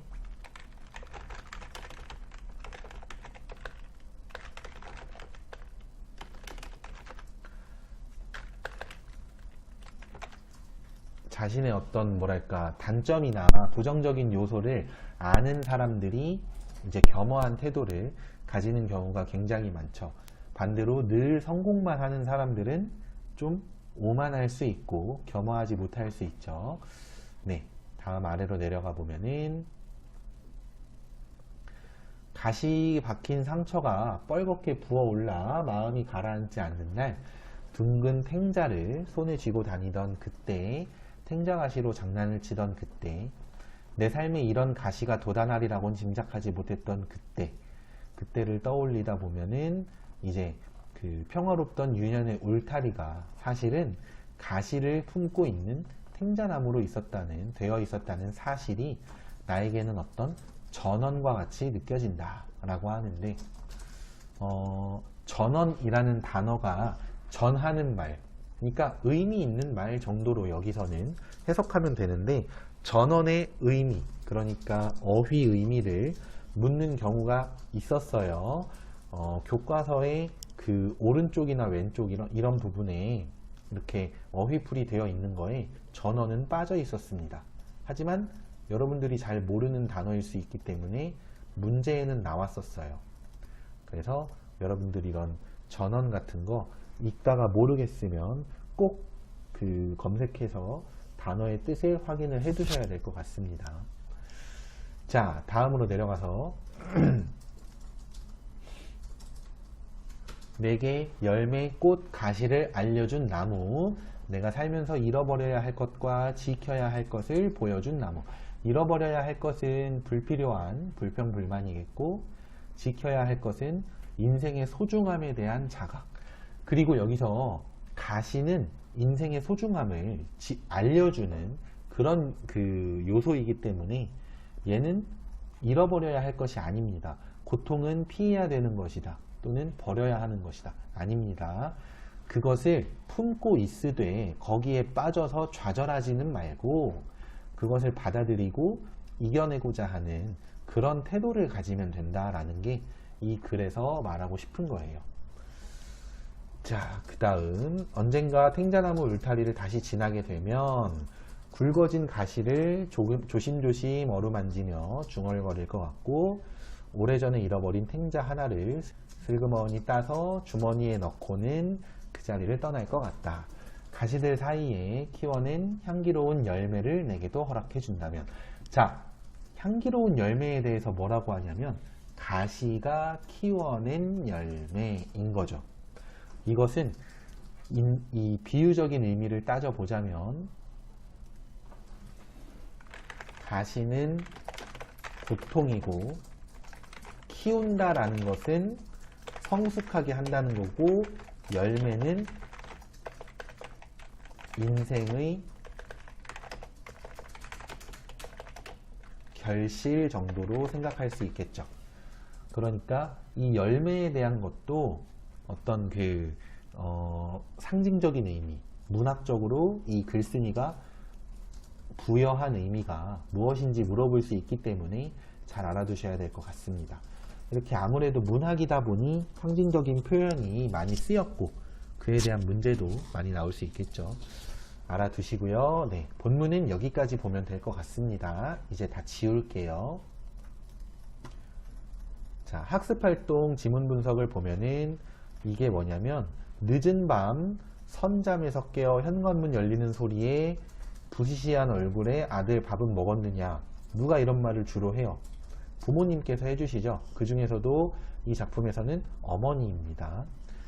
피곤하니 쉬어야겠다며 짜증 섞인 말투로 방문을 휙 닫는 거, 여러분들도 이런 행동을 해본 적이 분명히 있을 거예요. 특히 시험 기간에 요즘에는 못 그러지만 예전에는 12시, 1시, 2시까지 독서실에 있다가 오는 경우가 있었죠. 그때 막 이렇게 말 걸지 마, 힘들어, 막 이런 경우들 분명히 있었을 겁니다. 그때 어머니께서 과일 한 접시 쓱 넣어주셔. 그 과일은 힘든 자식에 대한 엄마의 위로, 응원, 격려, 사랑입니다. 그걸 받아든 자식이 엄마도 소녀일 때가, 나만할 때가, 아리따웠던 때가 있을 텐데, 이런 생각을 해요. 여기서 엄마도 뭐뭐일 때가 라는 말이 3번 나오는 것은 운율을 형성하기 위한 유사한 구절의 반복인 거 알아두시고, 그걸 떠올리며 모든 걸 버리고 나를 이렇게 키우기 위해 엄마로 살아가는 것은 얼마나 슬플까, 이런 말이 여기 생략된 거예요. 슬플까가 아니죠. 얼마나 힘드실까 정도의 말이 생략되었습니다, 여기.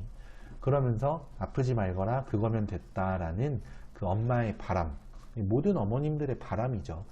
물론 뭐 공부를 더 잘하길 바랄 수도 있고, 뭐 좀 더 좀 친구들도 많이 사귀고 밖에 나가서 좀 놀아라, 집에만 있지 말고 게임만 하지 말고, 이러실 수도 있어요. 근데 그건 일단 너희들이 건강하니까 그런 말을 하는 거지, 너희들이 몸이 아파서 맨날 병원에 있는데 성적 가지고 뭐라 하는 엄마 아무도 없습니다. 아무도. 그러니까 여러분들이 건강하길 가장 먼저 바라시고 나머지 거는 그 다음이에요. 자, 그게 엄마의 사랑이고요. 그런 사랑이 느껴지기도 하지만 이 앞에 있었던 탱자나무랑 연관을 지어보면은 글쓴이가 학원 갔다 와서 엄마한테 짜증냈던 경험을 통해 이제 그 엄마에 대한 성찰을 하고, 그러니까 경험과 성찰, 그것을 하고 그 다음에 엄마에 대해서 미안한 마음을 또는 감사한 마음을 이렇게 시로 표현을 해놨다. 경험과 성찰의 구조가 드러난다 라는 거 알아두세요. 본문 작품과 연계가 됐습니다. 자, 그 다음에 나오는 작품은 단원 통합활동이라고 해서 이제 이 6단원이 끝나는 지문이다 보니까 맨 뒤에 있는 그런 그 내용의 글이고요. 다만 이번 연도에 출제된 문제는 없었기 때문에 여러분들이 스스로 한번 꼼꼼히 읽어보고 넘어가는 걸로 하겠습니다. 자, 그러면 본문은 여기까지 보기로 하고요. 이제 문제 한번 살펴보겠습니다. 문제 파일 넘어갈게요. 네, 문제 파일에서는 우선 몇 번을 보냐면은 1번을 볼 건데, 이 밑줄 친 기억과 니은에 대한 설명 문제를 풀 때 앞에 이제 5단원 설명할 때도 얘기했었지만 이 관련 부분을 좀 이렇게, 선생님은 지금 이제 파일 형태니까 복사를 해서 볼 건데 여러분들은 좀 써주세요. 뭐 이렇게 시험지 오른쪽이나 왼쪽 공간에 써주면서 할 수 있잖아, 그죠? 기억은 이거, 니은은 여기.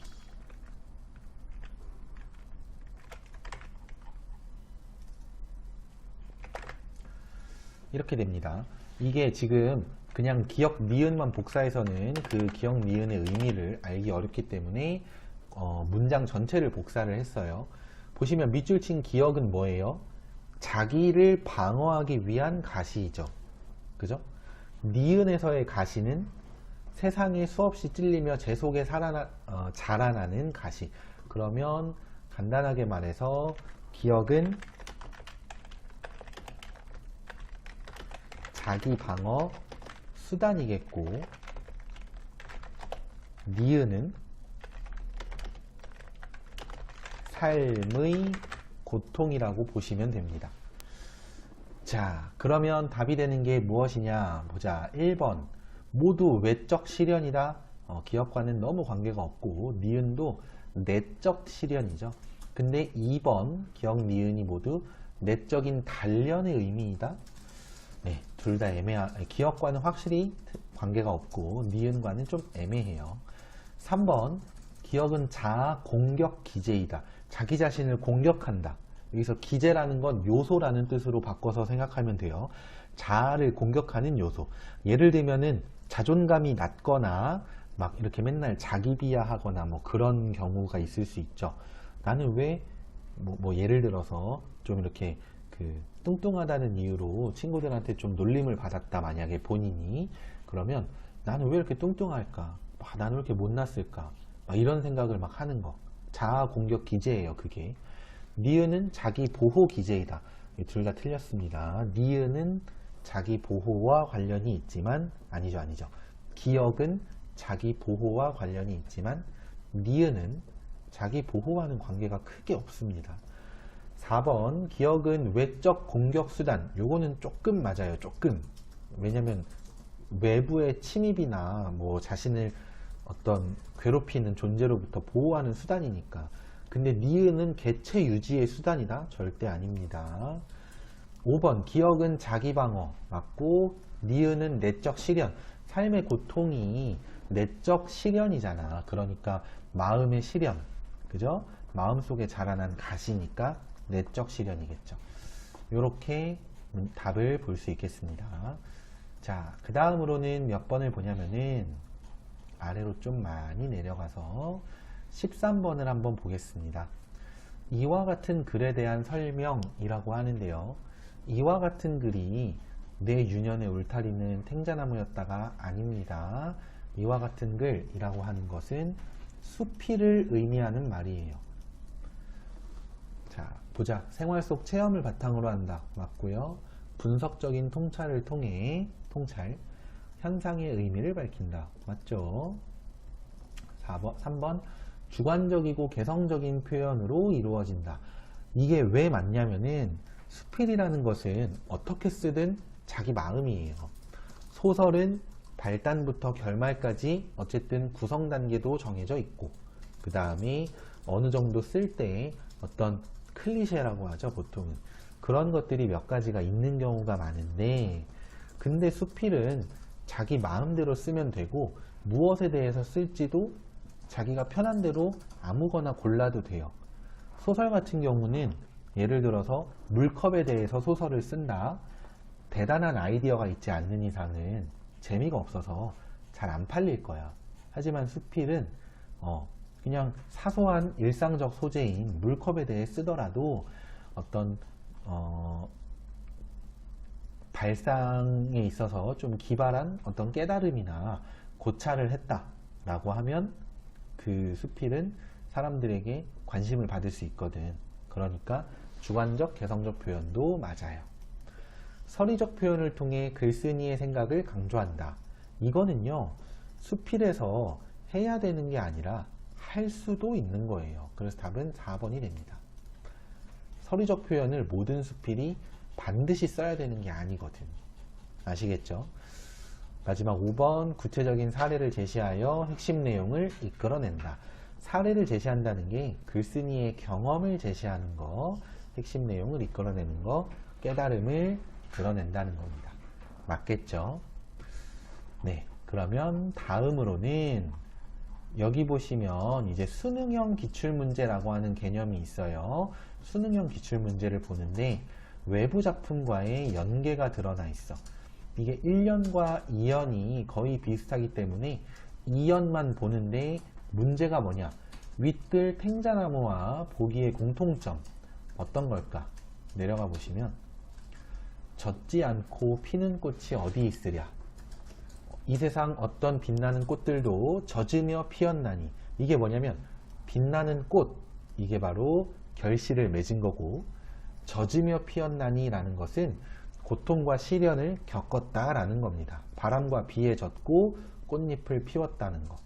바람과 비는 꽃잎이 필 때 겪은 고통과 시련.